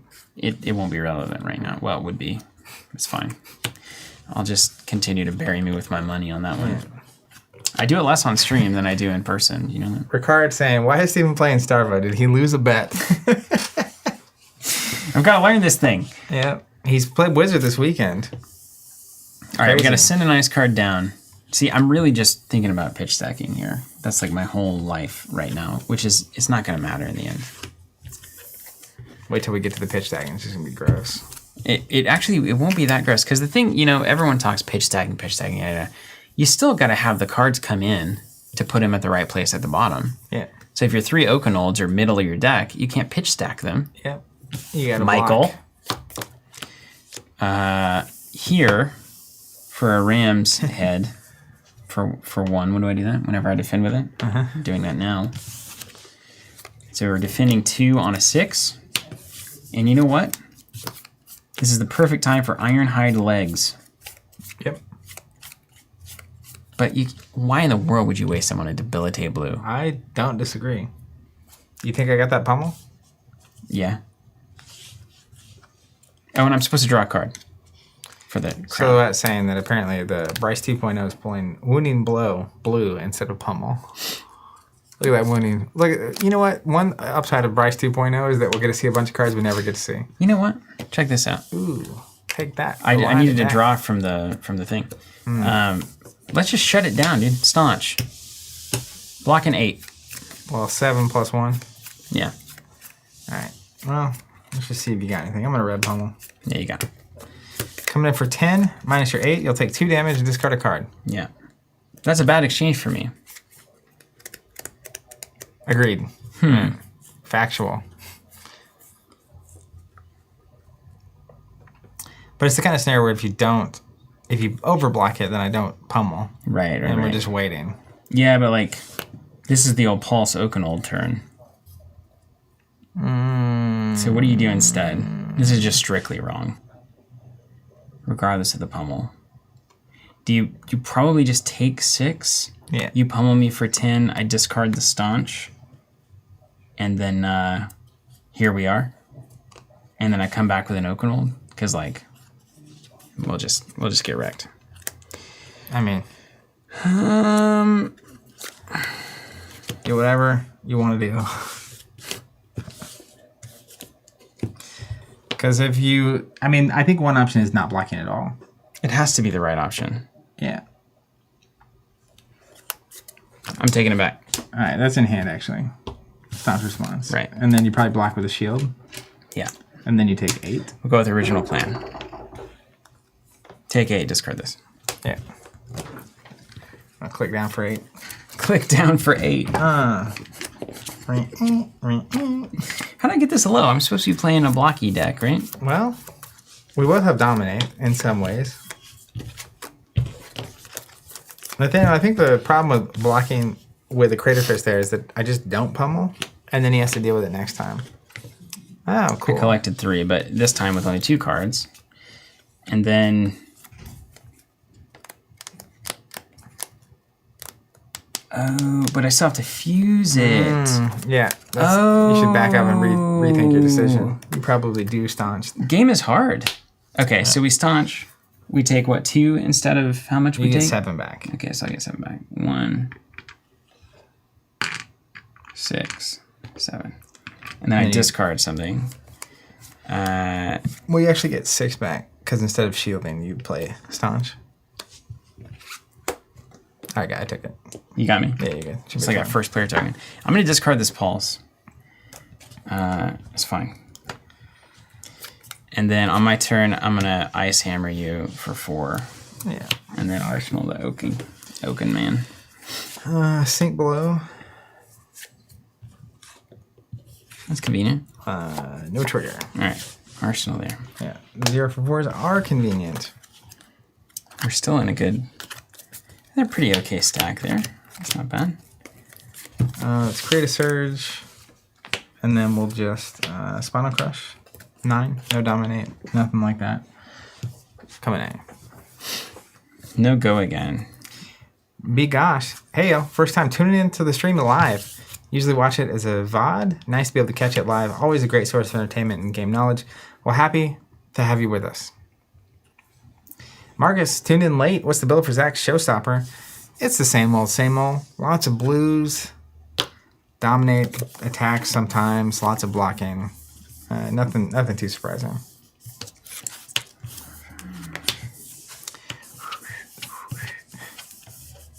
Huh.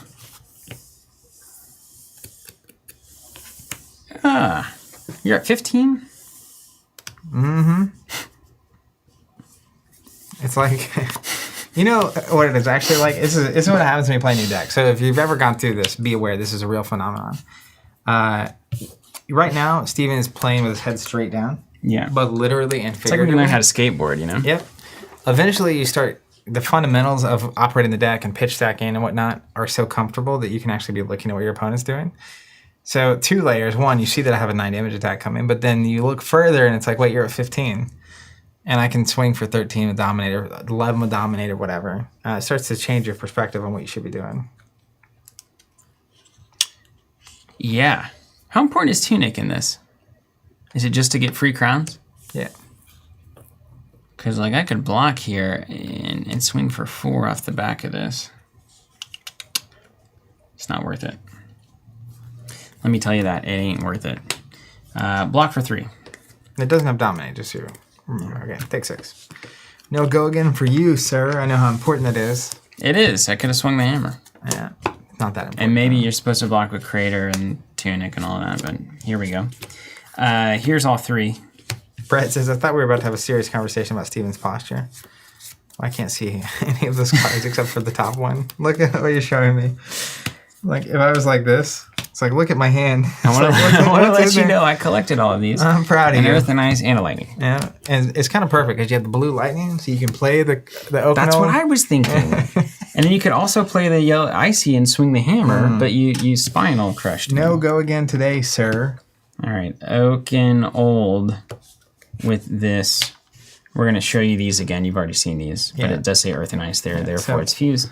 Coming in for 11, Dominate, no go again. And this is so annoying because I have a 2, a 2, a 2, and a 3, which gets me to 9. It's not enough. There's no world in which I can get to 11. You need your defense reactions. So I'll do this. Watch this. It's fun. I'll block for 3. Choose These 2. 2 go to the bottom. Yeah. I don't get to see them, Technically, though. I get to put them in the order of my choice. Yeah. Because it's not going to matter. And then I'll take 8. You didn't even use the armor. Well, you save it for when it actually can do something for you. Yeah. And then we'll put this in the arsenal there. Game's fun to operate. Put your pitch on the bottom is fun. Oh, yeah. The deck is appealing. Especially the first version of this deck I built was not degenerate.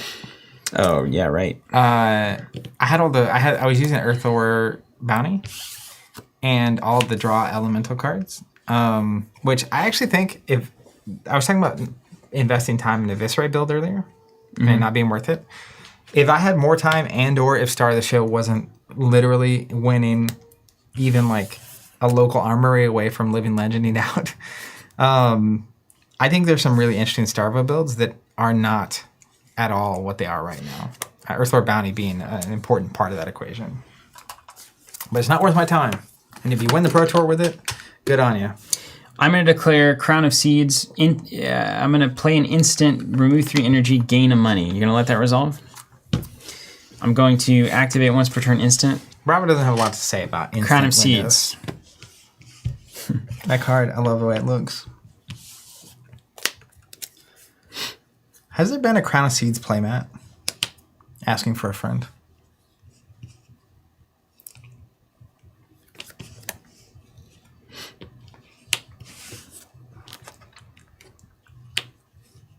Yeah, this is fascinating, man. Okay. All right. I actually like you getting into these tier 1 decks. So we do. I don't. I just think it'll make you even better. It's the only way you can get good.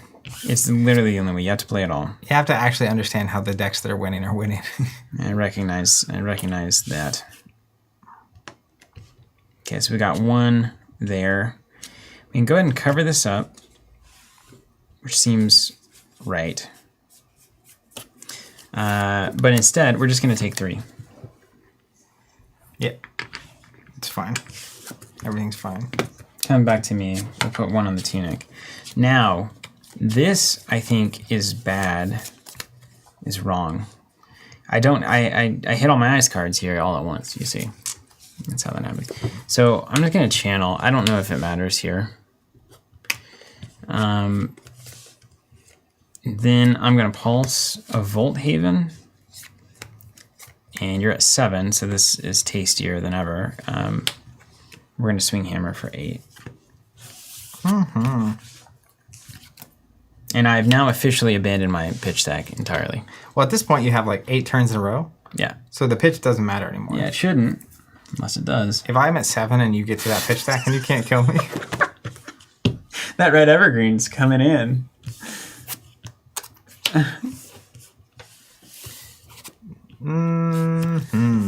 This is going all great. You armor this one out, huh? You better you better slap hard on the back. Block 3 here. Go to reactions. I'll pay 1 to sink below. I won't trigger it. Take 1. Great turn for Steven. You get a frostbite there, huh? Yeah. Sure enough. Arsenal that boy. That boy needs therapy. All right, my turn. I'll pitch a blue. Pay 2 for a 3 for a seismic surge. Pass back to you. Oh wait, this stays out. I'm eventually going to hit the D reacts. I think they're in here. If not, this is all a ruse. Classic bun situation. Oh, welcome to the end of the game. I've collected a bounty for you today. I have an earth card, I have an ice card, and I have a lightning card. You're like a thief that makes a living on pirate boats. It's like, what do you have for the captain today? That's what my mom's always said. A pirate thief? You're like a thief who... Okay, and then we're going to take up the tunic, of course. I think that's all at the start of the turn. You actually reveal, and then you can tunic.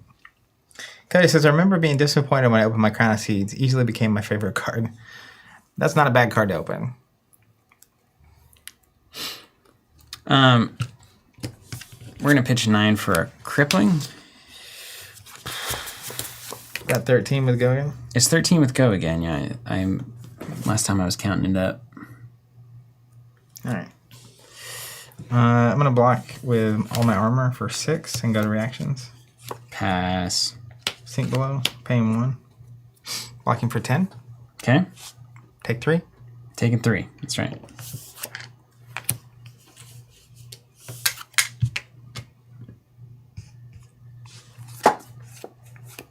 Oh, this is better. Should I... You think I should swing the hammer after that? I think the one way you lose here is just not being able to block me. So I feel like Crown Arsenal is way better than 4. I totally agree. Completely. If it's an ice card, I mean, I don't know. You're going to get a card on my hand? Let's just keep the train rolling, man. Most of the time, you lose at Fab because you push too hard. Yeah. I'm of the opinion that you do not need to press the gas right here. And then Channel Lake gets a float, and then I had to have 2 ice cards, or it goes away, right? Yeah. So it's gone. Been used to playing it on your turn as Icelander. And Zach only took 2 there, is that right? Did you only take 2? I have no idea. I don't either. I'll take 1 away. Someone can correct me if that's wrong.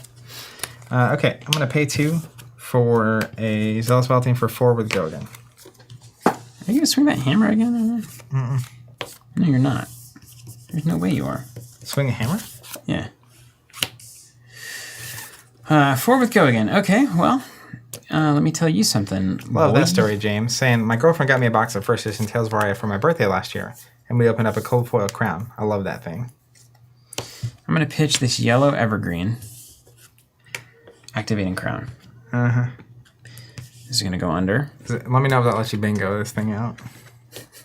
Just save you the time? No, just like if the crown is actually what allowed the turn to be good. It did not. Okay. It's not bad, strictly, but I might say the shield, all you can do is hammer, but you're not even going to do that. So there's that. You don't know me. And then we're going to get spicy. Coming in next Yeah. That's that. I'll take 2 unless you got. Okay, take 2. I'll create a surge, which closes the chain. You mean close the chain, create a surge? Yeah. So you gotta do it that way. You have your shield back, technically. Swing a hammer for 6. That's a big hammer. It is.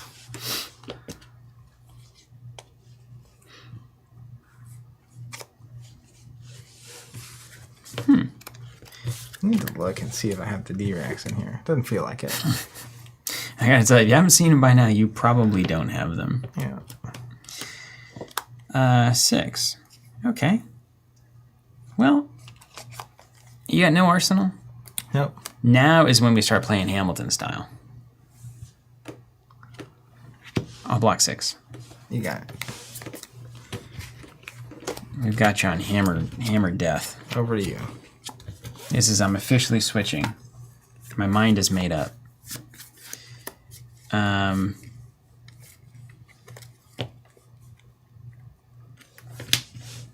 Swing for 4. Block 6. Okay. Arsenal. Yeah. Create a surge, swing a hammer for 6.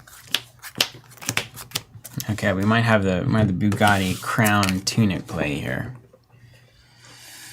Oof. Yeah. I think you give it a shot. You're swinging at me for 6. Ooh, wait a minute. Ooh, interesting. Okay, boy, we've got a question here, don't we? It's dominate, so I could try to do that and get the glacial dominate, or I could try to do that and get the spinal dominate. I think I'm gonna pump out the glacial. You could tunic and not have to give up any option, right? Yeah. That's what I said I was doing.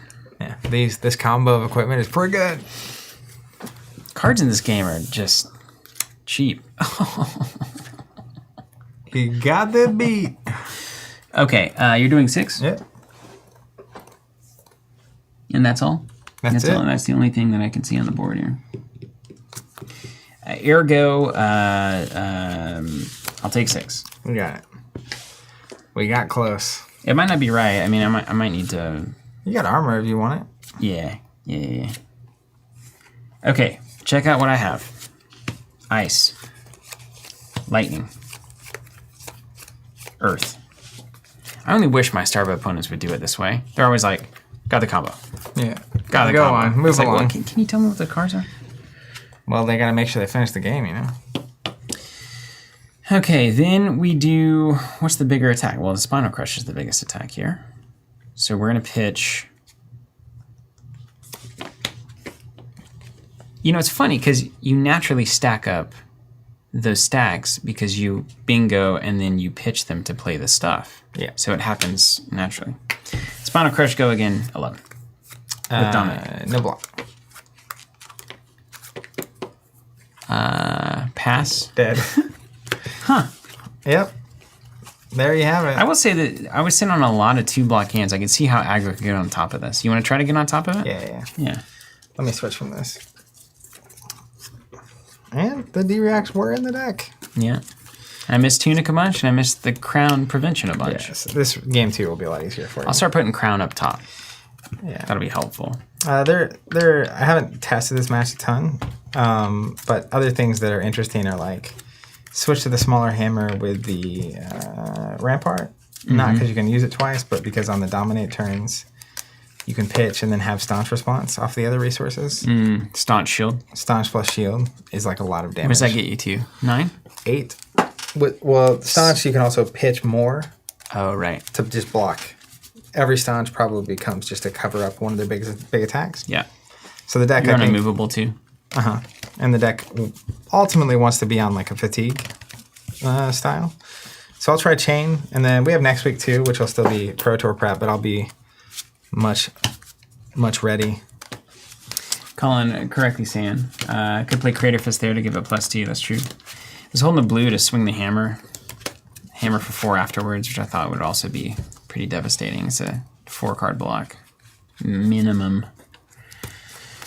It's time for the chain, man. Oh, Chain with Rosetta. It's so thematic. He stole it from Briar. It was an epic duel. It's rightful wielder. Change. I hope one day I can play Levia with Hexagore. I almost bought a cold foil Hexagore the other day. Starva being gone makes that just a bad idea, not an awful idea. But you can't play. When Starva's around, what are you going to do? Okay, I've got 16 blood debt, and you Oaken-old me. And now I can't banish. So I'm dead. They played it really, really, really conservative with Levia. I think that's right. Aggressively conservative. Because like playing stuff out of the banish zone can get really bad. But then Chain, they just YOLO'd it. I don't know. This doesn't seem to make sense. Well, Chain wasn't so bad once they took away the goods. But still, he can play 18 things for the banish zone, and Levia's trying to play 1. You got to hit a 6 before you can even do it. Like, Deep-Rooted Evil could have been a great card. Like, everything that doesn't block could just block also. You ever thought about that? Like, how much it wouldn't affect the viability of Levia? It's like, oh, I can block with a Deep-Rooted Evil and then banish it and then play it? I think we'll eventually get shadow cards that somehow play off of cards that can't block. I don't know. Cody says, I don't think so. I'm a bit worried for Uprising. The only reason for that is the lore. In the lore, the illusionist is the powerful ruler, and the last time they did something like that, Chain was the character. Nathaniel saying, I don't understand how Galaxy Black and Rosetta Thorn was made by the same company. And Dustblade. Let's not forget. Prism Mike, when are we going to see some CC Kano on stream? Ugh, I can't even imagine CC Kano. How do you get them to chip? You just chip and chip, man. But people are doing crazy stuff now. Like the idea of blocking 9 and then chipping for 2 is not going to win you the game anymore. It's not. I'll say, even when I was on Viscera, I was losing games to Kano. Okay. Particularly if you're on that Arcane Barrier 1. It's just a nightmare. Yeah. Now, that I could see, because Kano has enough of the, if this isn't blocked, the next thing gets better, and he can chain out wide Arcane turns, so I get that. But why are you only on Arcane Barrier 1? Norian says, even with the concerns, though, I do have faith that they're good at removing problem cards and leaving heroes playable on the other side of that. Yeah, it's true. They have done that well. It's true. They're not letting it wither on the vine so much, which is great. And, we've seen this. We've seen certain games. They'll go for a year of just awful. And you still play it. Because you like it. And you believe it to be what it isn't, but what you want it to be. All right, you ready to party? Yeah, who's going first? Even Steven. Odd. Guess I'll go first. That's good, because I had the old bingo swing for 9 dominate. Yeah, like you do. But instead, I'm going to block. You have no Arcane Barrier? Am I supposed to? Probably boots. You want to flip your boots under? Yeah. Arcane Barrier boots. Then you have crown floating, technically. Yeah, so I can block the sword, right? That whole thing. Yeah. Ooh. Mason asking about the brand of the plastic. Is there Ultra Pro snap cases? I think they're mini snaps. Mini snap cases. All right. Here's what we're going to do. We're going to take it easy. Mauverine's Sky is blue. You think Prism is badly balanced? Has never been a problem. I mean, it keeps things out of the meta, but it hasn't been like overwhelmingly. Not like Starvo bad. And it was the answer to the Starvo. I mean, in any fashion at all. I don't like that it so overtly prevents tall decks from doing anything, but it may not be as overt as it's proclaimed to be. Yeah, I think Prism's fine. Luminaris is a crazy card, but Vexing Malice, not as bad red, as I thought. 3 physical, 2 arcane. Has go again if it hits creator enchant. 3 physical, 2 arcane. Okay, so with that, we're going to block 3. We can't crown. That's a bummer. And then we're going to come in here. I will say, if anything, I think Luminaris is what's above the curve, not Prism. Oh, Luminaris is crazy above the curve. But what is Prism without Luminaris? You can't have go again? Yeah.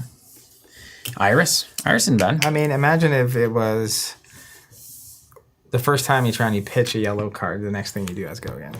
As an example. Well, that would be like Levia design. Yeah. Or Ranger design. AJ says, I heard Levia also gave an action point in testing the first time she banished the 6. Oh my gosh, of course. You know what?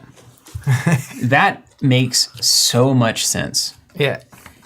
That is the fundamental identity of that hero. You look at the card pool and you say, I can't do anything unless I hit a 2 actions on scabs. Yeah.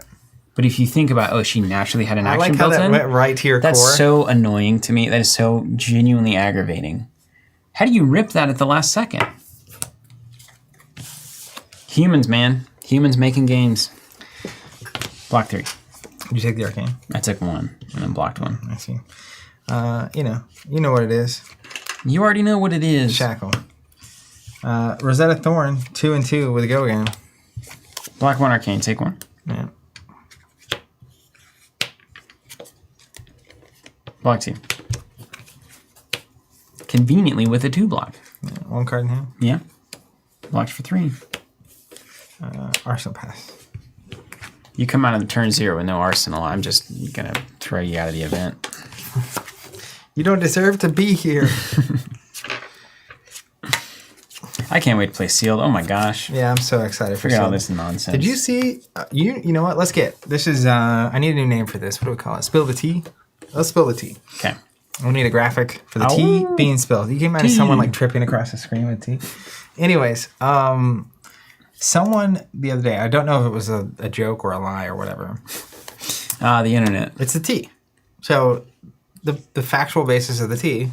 You can say anything you want because it's the tea. But there was apparently from a distributor, what do they call it when they're requesting the order? Soliciting. The solicitation. There it is. Yeah.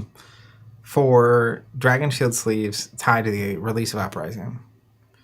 And there were 6 names, 3 of which are the heroes that we've seen. Icelander, the other 2 characters. What are the other names? Well, the other 3 are names that sound like the other names, but are not the heroes we've seen. Like instead of Faye, it's like Hey? Well, like it sounds like it's from the same kind of place, you know what I mean? But they're different names. But they're different names, which plays into my theory You think there are 6 heroes. that there are going to be more than 3 heroes in the set. So that as an example, you have, like we might get an ice draconic character or multiple ice characters. Ice dragon? That's the potential for water. Fire, ice. It's too hot for there to be It's ice. going to be a steam. Steam dragon. It's going to go right into the mechnologist, man. Come on, steam. This hand is garbage. So here are the names. You ready? Asvolai, Mirage, and Ovia. Those aren't just the dragons or something? Those specifically not the name of the dragon we've seen. Huh. It's got to be token dragons. These are dragon names, dude. These are dragon names. The Illusionist gets a dragon. That's called Mirage. I do like the... We'll see. I'm just saying. It'd be pretty hip. If you're playing Draft and Sealed and you were drafting cards, even like Draconic or Wizard, but you still had multiple choices. Yeah. I don't mind that at all. Like you picture drafting Briar, and it's like you're getting Earth and Lightning, and you're feeling good about it, but there's another character you could be playing that's not Runeblade. It's interesting. Okay, so this isn't awesome. Are we deciding to try Fatigue here? Do you think that's the right thing to do? You might need to be on the Ice Hammer. Depends. I am on the Ice Hammer. No, the Ice Shield. I'm sorry. I don't know. I do not know the answer to that. You close the channel out? I mean, he does it all the time. Yeah, I think you're supposed to be on Stalagmite. Didn't Michael run Stalagmite into, like, the Everything. world? Yeah, I think so. Yeah. Okay, Plus, so look at that thing. now another decision point. Great. Okay, so here comes a...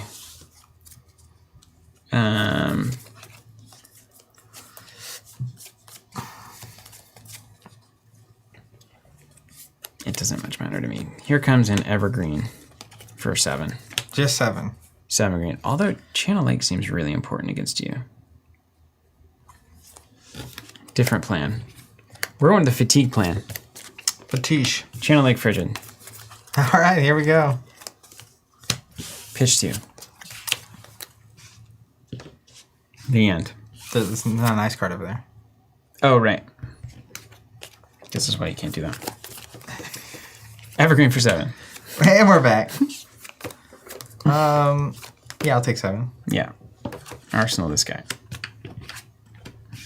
I'll just play like a normal Starvo and see how that goes. Silhouette saying chain chat. Basically says I did the wrong one. it's impossible to fully fatigue a good chain on Starvo, but a mixed plan of disruptive attacks and blocking the rest seems pretty good. Okay. Got it. Block, disruption, etc. Start my turn. Soul Shackle gets a red belittle, so that'll go to the banish zone, never to be seen again. All right.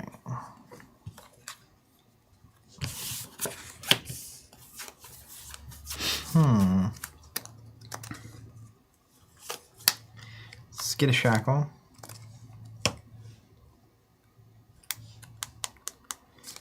And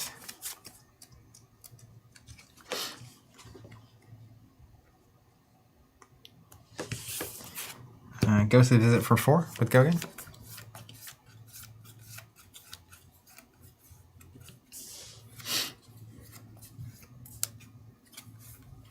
I think we're in the blocking situation here.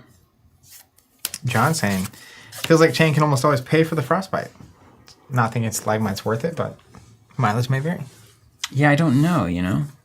It's a really good question, because there's so many turns here where it's just like crown, shield, and then you break the chain, shield again for 2. Yeah. It's crazy value. Try the other, let's just try it. And if there are moments where it's like, oh man, Stalagmite would have been so good here, we'll figure that out.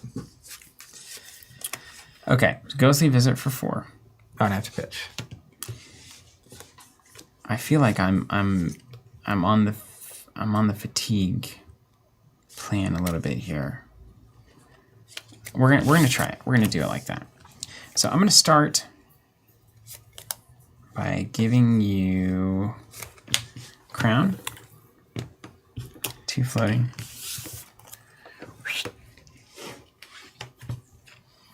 This. Okay, great. And then we're gonna block for 3. And I think maybe you wait to crown on Rosetta, we'll see. It's fatigue, baby. Here we go. We doing it. Crip and crush. Ooh, he made the call. Blocking for 4. Okay. I feel like this is really relevant in like 3 turns. If I have enough health where I can sit back, you're gonna have to use the husk on it, which probably is good for you. You get 1 free one, don't you? Dang. Chain things. You really do. Let's create a rune chant. And swing the sword for 2. So it's coming at you for an arcane. I need to find a rune chant token. 1 second.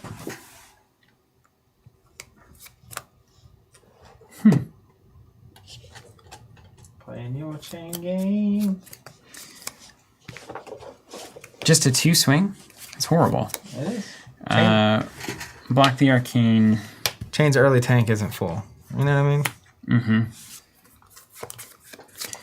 Block the 2 there. You got it. Arsenal pass. And then my turn. I'm going to flip up the tunic, of course. I'm going to swing the hammer for 4. No ice. Well, let me draw back up.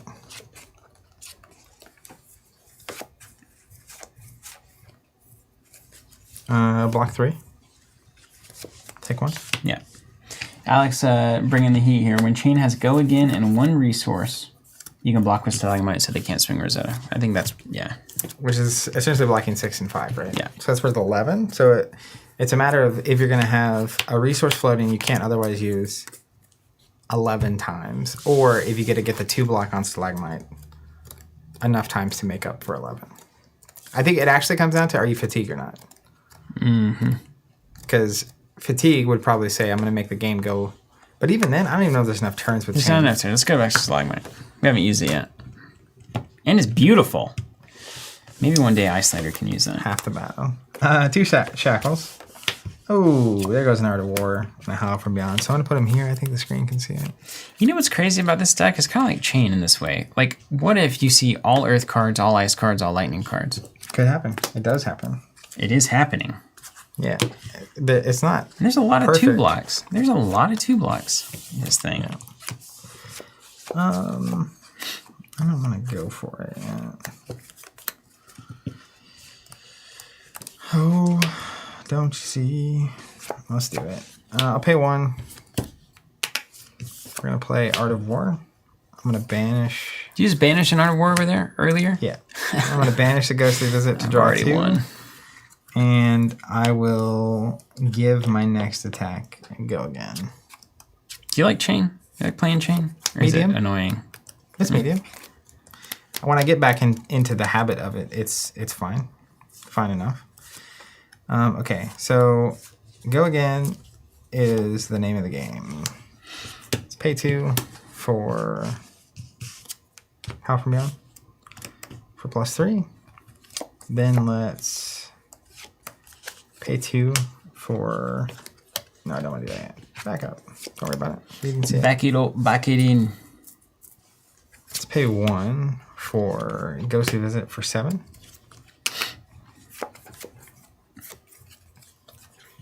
Two cards in hand, 2 resources. 7. Lucas and Steven, there's a solution for your problem. Draw better. That does seem to be the idea here. Very helpful. Okay, so what's 1 damage either direction is, I guess, the same. So let's pitch this yellow for Crown. Yep. To get a better blocking card here. Man, so many 2 blocks. I hate this deck. Crown. Better than 0 blocks.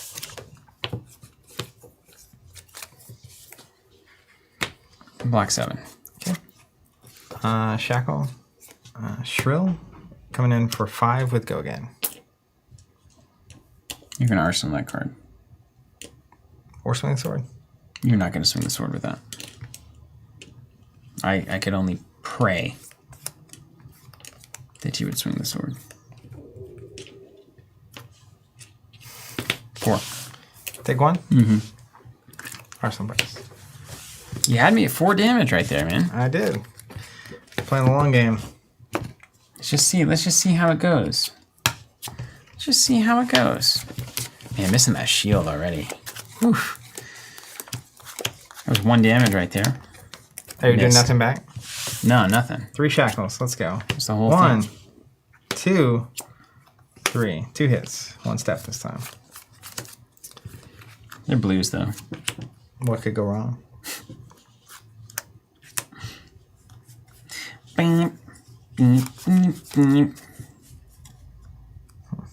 For in San Francisco, jump on it.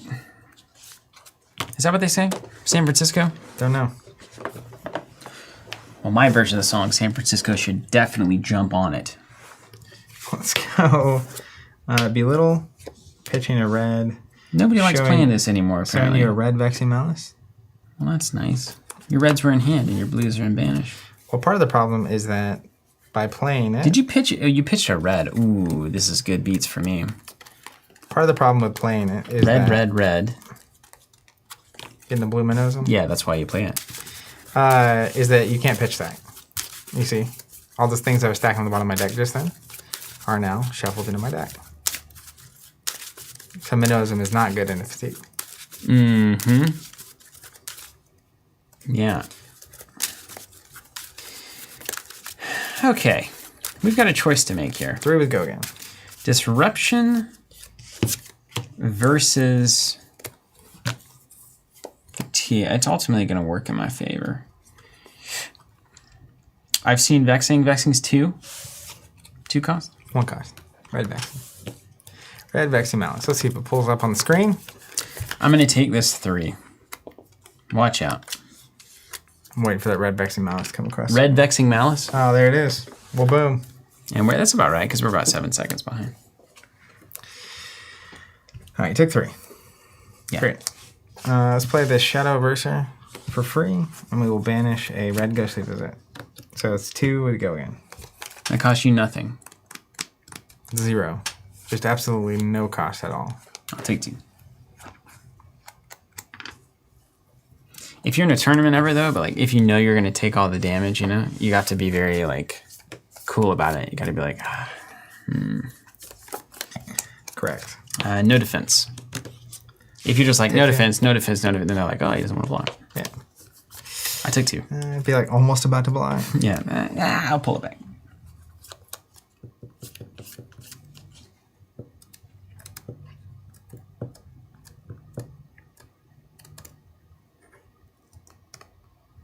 Interesting choice. Let's go. Face is an interesting choice. Is that a Mavrians, guys? No. Hey, I heard, by the way, that the announcers during Krakow said Maruvian. No way. They absolutely did. It's a revolution. They absolutely did. Maruvian skies. You heard it here first. I think it's a common mispronunciation. It all comes back to Tulsa. Also, I watched Reservation Dogs. Yeah. I feel like that is both the most accurate and least accurate picture of Oklahoma I've ever witnessed. Reservation Dogs is great. It was great. I loved it. Yeah, but it is. But it's also reservation life, too, which is a different vibe. But it has the Oklahoma vibes as well. Some parts I was like, that reminds me of our hometown. It reminds me of Chelsea, Sometimes I was like, I feel like this is like, it's very stereotypical stuff. But it's real. But it is real. It's all absolutely real. Yeah. All of it. Well, Skoden. I saw that written on something the other day. It's a revolution. Let's go. Most of the music, if not all the music, was Oklahoma folks, too. Yeah. Like when they're in that bar with the Western music going on. Dude, they had, who was the artist that they had? Jacob Tovar did a song in that. And I've seen him live a few times. Nice. He's awesome. Yeah. Love that guy. I got excited when they mentioned Tulsa. What are you going to do? Are you going to attack or what? I shackle. Okay. Well, what a surprise. Red Vexian Malice, 3 physical, 2 arcane. Really making me have to earn it here. You come in with Ghostly Visit. Are you going to play that Seeping? No, you're not going to play the Seeping. You're done with the Seeping. Seeping's a pump, right? Seeping is the next attack action card with 0 cost. You play this turn, gets +1 and go again. Okay. So you're going to pay 1 for Ghostly, and then you're going to arsenal that card. Because you can't give Ghostly go again, right? That's a Mavrian. I don't know that, though. I'm going to take 5. I could give it go again. I'm going to do something you won't expect, though. I'm going to swing a sword of 2 and 2. Okay. Does not have go again. Not currently. All right, that's fine. Arsenal, take 2 blood now. Yeah, I mean, we'll see if it's worth it, right? We're about to find out. Fixing to find out. So part of why I do that is you're not blocking, which signals to me you got the heat. Did you take 2 blood now? I did. Yeah. But it means if you discard 2 random cards, I can still have a turn. Yeah. It's not that hot. Yeah, it's good. I mean, you're playing it correctly. There is a crippling, though. Tunic and 2 blues.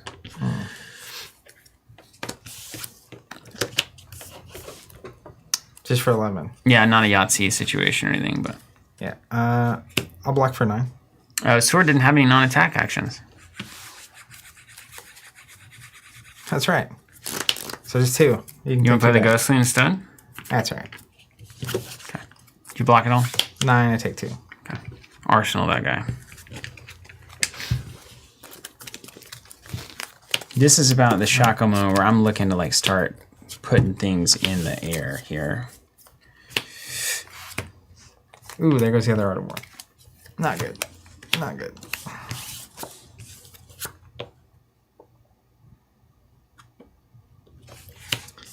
All right, let's go. Yellow Maverick. Pay 1 for Ghostly Visit for 4. If it hits, create 2 rune chance.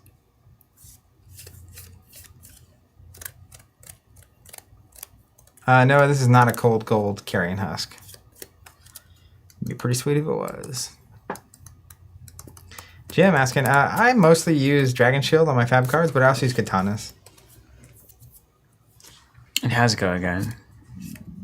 Shackle Bounding Sword. My man.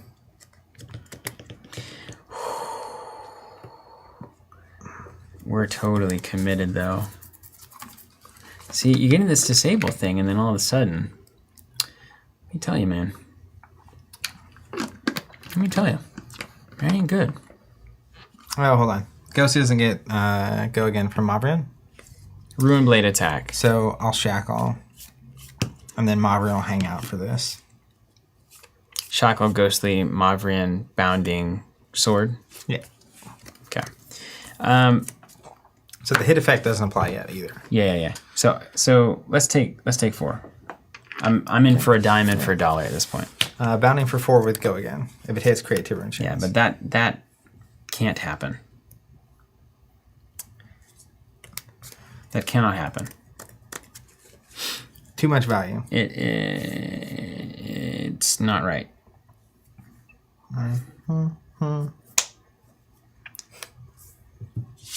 Okay.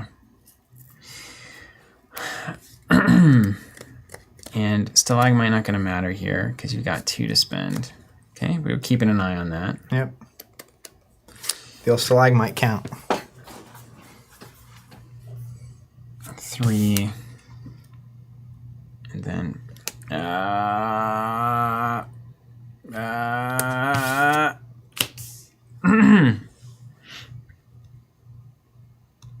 don't like hit effects. This is why hit effects are so good.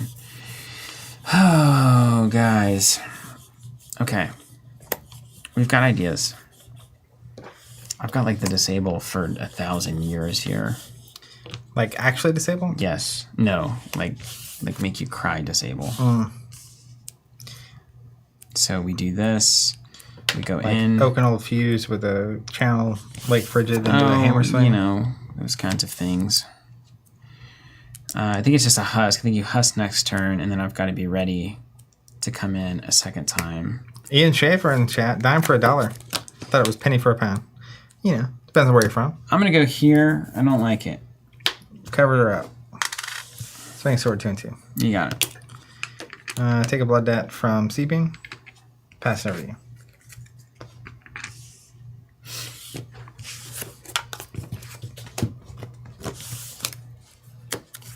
Check that out. I got that. Woo-wee.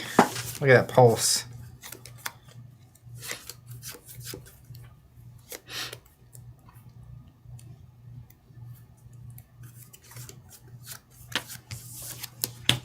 Pitching for a spinal for 11 dominate with go again.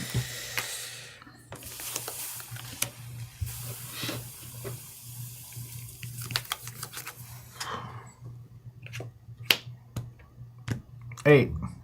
Take 3. Arsenal. Husky's on. He's online. He's on fire. Fire. All right, 5 shackles. Ready for the party? Yeah. Switch this here. 1 hits. 2 hits. 3 hits. 4 misses. 5 hits.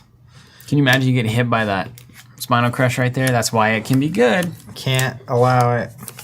All right. Now let's wiggle. Yeah.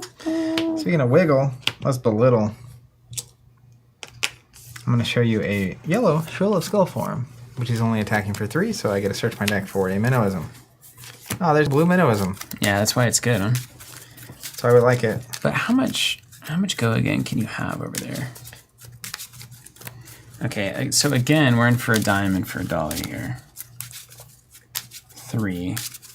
So here's what we know.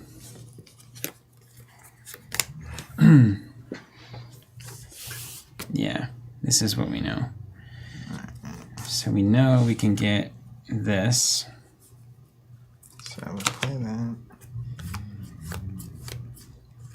Hold that. Hold that guitar. Okay, I'm going to take this 3. Okay.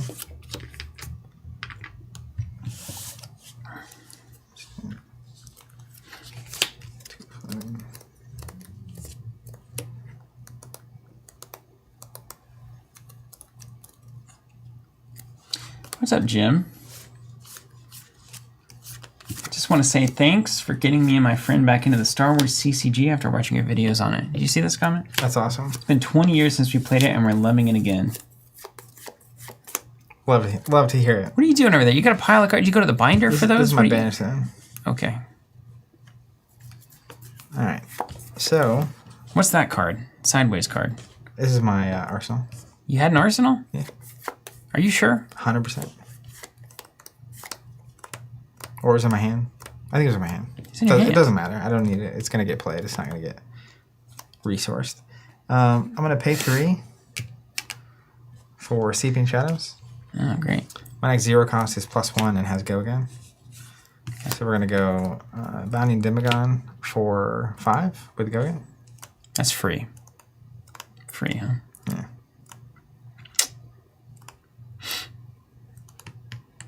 Well, can we survive the turn? This is a good stalagmite moment. I'm going to give you a frostbite. You said how much go again can I have, and then I apparently deadpanned the camera. Block for 2, you take 3? Yep. Yep.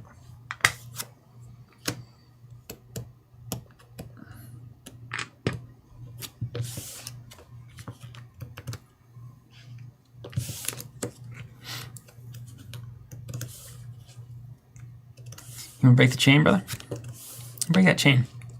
You gonna shield me again? I will. I will absolutely give you a second frostbite. You play that howl? You gonna shackle?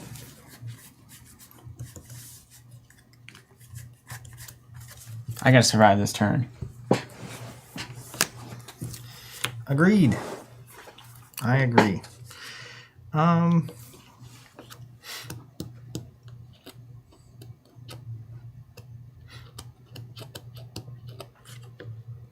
So when I pay 2, it'd be 2. You ever run really fast into a snowman? Is that how you feel right now? No, that's not how I feel. I feel like I'm the snowman. It's just like, you know, it's like a soft thud, but it is a thud for sure. Nobody's hurt. They're just slow. I will shackle, pain 1, clearing the chain. And then we will play Bounding Demagon for 2 with Gogan. Blue Bounding Demagon. I'm doing it. Okay. Block for 1, take 1. Yeah. Then I will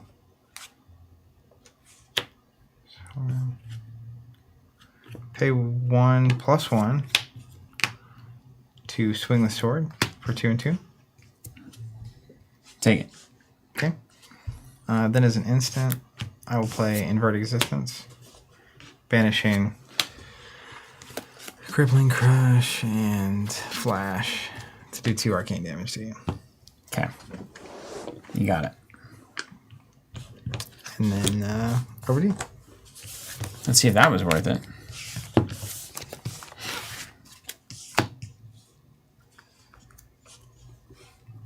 Check this out.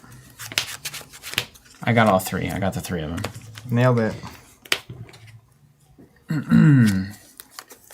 Merv asking if Bryce 2.0 is a way to pull up the right colors yet. I think so. So like, let's do yellow minnowism. I haven't said that yet. We'll see if the right color pops up.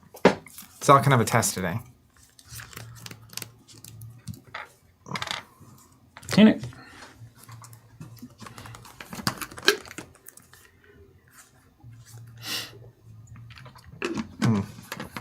Take 2 from Blood Debt.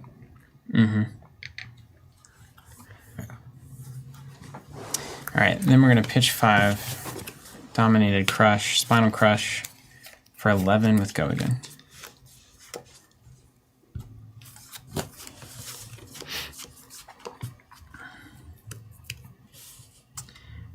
Well,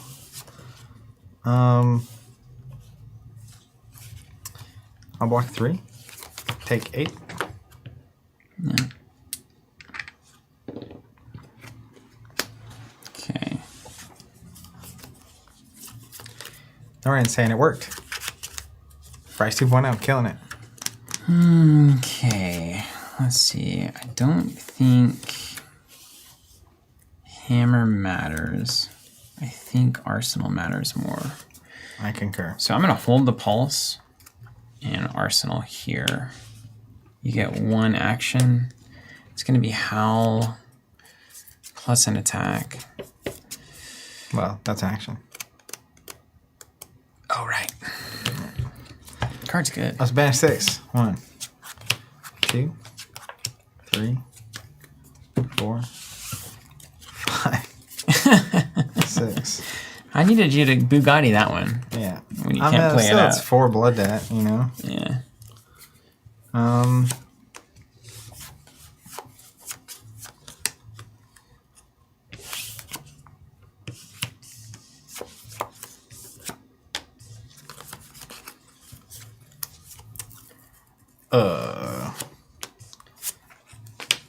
Create an enchant. Let's actually create an enchant here. And then pass to you, take 4 blood debt.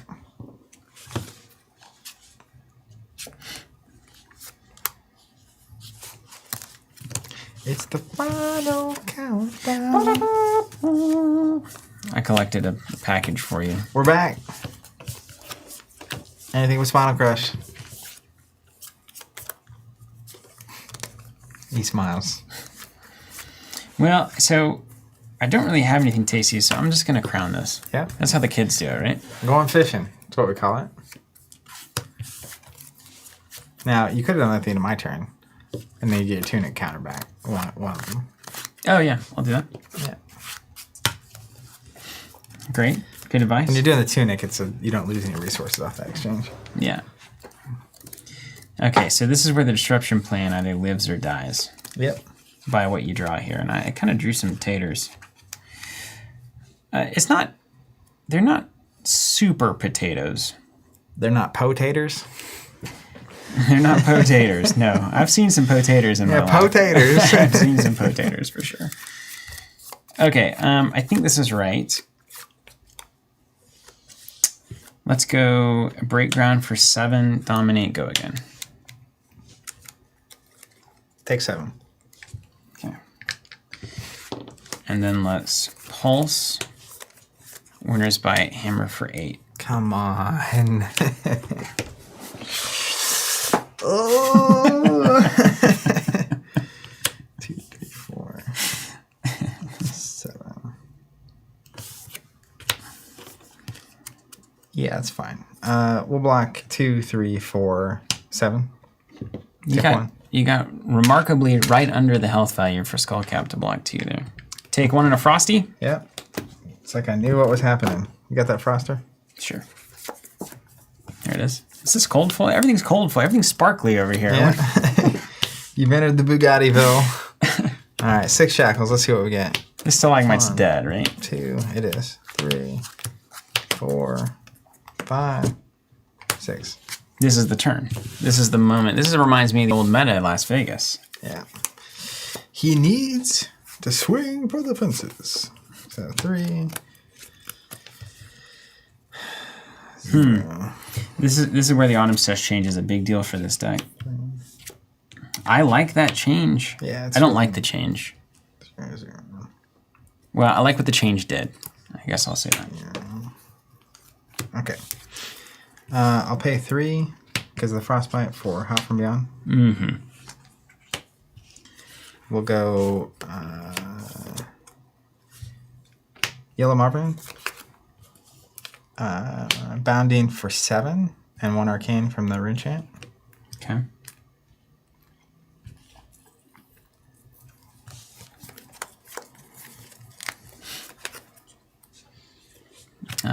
Pitch, block the arcane. Robin of Loxley. This Starvo guy seems like he's going places. Block the arcane and then 7 coming in. Mm-hmm. It hits 2 rune chants, you see. Ooh, see, this is so bad. And you got 2 cards left? Mm-hmm. That's the end, man. You got me. Because, like, look at this. Yeah, it's potatoes. Look at this. Did you crown? I haven't yet. I will. I mean, I will. But, like, with 2 cards in hand and that blood debt stack, I don't like the odds here. I've got to block this because, like, the rune chance, you can't. Yeah. You can't deal with that. So, I want to crown. Maybe get a 3 block, and then we got 1 floating on the It's a 2. This deck doesn't block for anything. I thought it was supposed to be a long play control deck. But like, so what would have happened previously when you were at like 10 and I was at 25? Or just awakening. And You'd just be like, oh, I'm just going to go play this free thing every time I see a card. Nothing in this deck blocks worth anything. This deck is garbage. Block 6 and the crown takes the rest. Okay. We're going to play a red minnowism. We will shackle. We will pitch a blue, play a Riftbind. I played 1, 2, 3 non-attacks. It's the old-fashioned Riftbind. +3, 3 from minnowism. +6, coming in at 9. Big old bind. With go again. Block 4, take 5. Block 5, take 5. And Block 5, take 4. swing the sword. Yeah, there you go. He dead. Yeah, so I don't know, like you maybe can go. I don't think if you go full fatigue on it, this deck doesn't have blocks for anything. I mean, You can't block half your hand being half 2 blocks and ever fatigue chain. That will not happen. yeah. But you had a really good turn into my I need to hold back and Spinal Crush here turn. A lot of pressure. And that's what the deck... I mean, so Starvo finally has a penalty. Yeah. Which is, if he doesn't block, he can activate his ability. Which, in a world where... I really do think, in a world without Awakening, it's fair... because it reminds me of the old Bravo Dominate ability, which is a lot of times you had to... It actually reminds me of Titan's... What's that called? The +8 to the next attack aura that you put into play. It costs 9. The thing that you always tried to work that doesn't work? Yeah. Towering Titan. Towering Titan. So the issue with it is that you have to use a whole hand to play it, meaning the turn before that your opponent attacked you and you didn't block. Yeah. And then the next turn, when your opponent is attacking into you again... you also have to not block enough to make use of the ability. It's very bad. Yeah, so you take 2 full turns for +10, which is less than a single turn most of the time. So same here, where like the penalty for having your ability hit, especially Chain once he's on 4 or 5 shackles, is like 10 to 20 damage. Mm-hmm. To make that ever make sense, it has to be crazy. Yeah. Like Dominate +2, go again with discard 2 random. Maybe Awakening was the whole problem this whole time. That was the card I said from day one. How did Michael play this? Well, he had 9 autumn touches first on. Oh, that's how. Yeah. That's it. The whole thing I've been saying the whole time is the thing that is the thing. So he can just block. Now, the thing about Chain was it wasn't just a game over, but Chain was getting outraced by Viscerain. Mm-hmm. So Chain could lose to just bad. Like, there's games of stuff. Like I said, so at Indy, one of my Starvo matches, after turn 4 of my opponent, there were 3 Oakenolds in the discard pile, all 3 of which had been Bravo abilitied and fused into me. Yeah, problematic. But you're safe after that. Yeah, at 13 health. At 13 to 40, right? So there are turns where he just is crazy. And that's only helped along with Awakening. Like, if I happen to get you to 30 and I'm still at 40, a lot of times it's like it starts with an Awakening. Mm-hmm. And then because you just cleared out my hand so easily, you could block and Awakening. And the next turn, it's like you just naturally have it. And the next turn, you draw another Awakening. It's just gross. Yeah, it's horrible. So this actually seems to have solved the problem. You can tell it very much feels like this. These tests were being done before the ban suspended stuff was announced. Like you don't land on 9 items touch just randomly. Yeah. It's like, okay, how do we actually fix this? And it's like we get rid of Awakening to make it where taking damage has a problem, and then we make it where you have to take damage if you're going to trigger the ability at all. Yeah. So it doesn't play like Oldhim where you just block everything. Can't do that. But you also can't do the just YOLO Starvo and not have a downside. Yeah. So that now, I mean that's pretty tight. You also have a side note in this Michael Dex from Indy sideboard. He had 3 turn timber, I think, and sink belows, and maybe even staunch response. So I probably should be playing all of those instead of the. But then you screw up your. Yeah, maybe it is just the. If you're actually fatiguing, then the goal is like pay 1 with crown, staunch for 7. But there are some chain turns that doesn't matter ever. Yeah. I played Soul Shield into chain, but trying the fatigue route, and it's like, well, he does 3, 4, 3, 3. Upside here 2, at least 2. is if you put staunch in arsenal, and they don't present a thing, you crown it out. Yeah. But you also, I guarantee you will have a chain blowout turn where it's 2 turn timbers and a staunch and a blue in hand, and it's like, and he just does 2, 3, 4, 3, 2, 3, 2, 2, and that's not good either. It's amazing. That's good. I like this. This is great.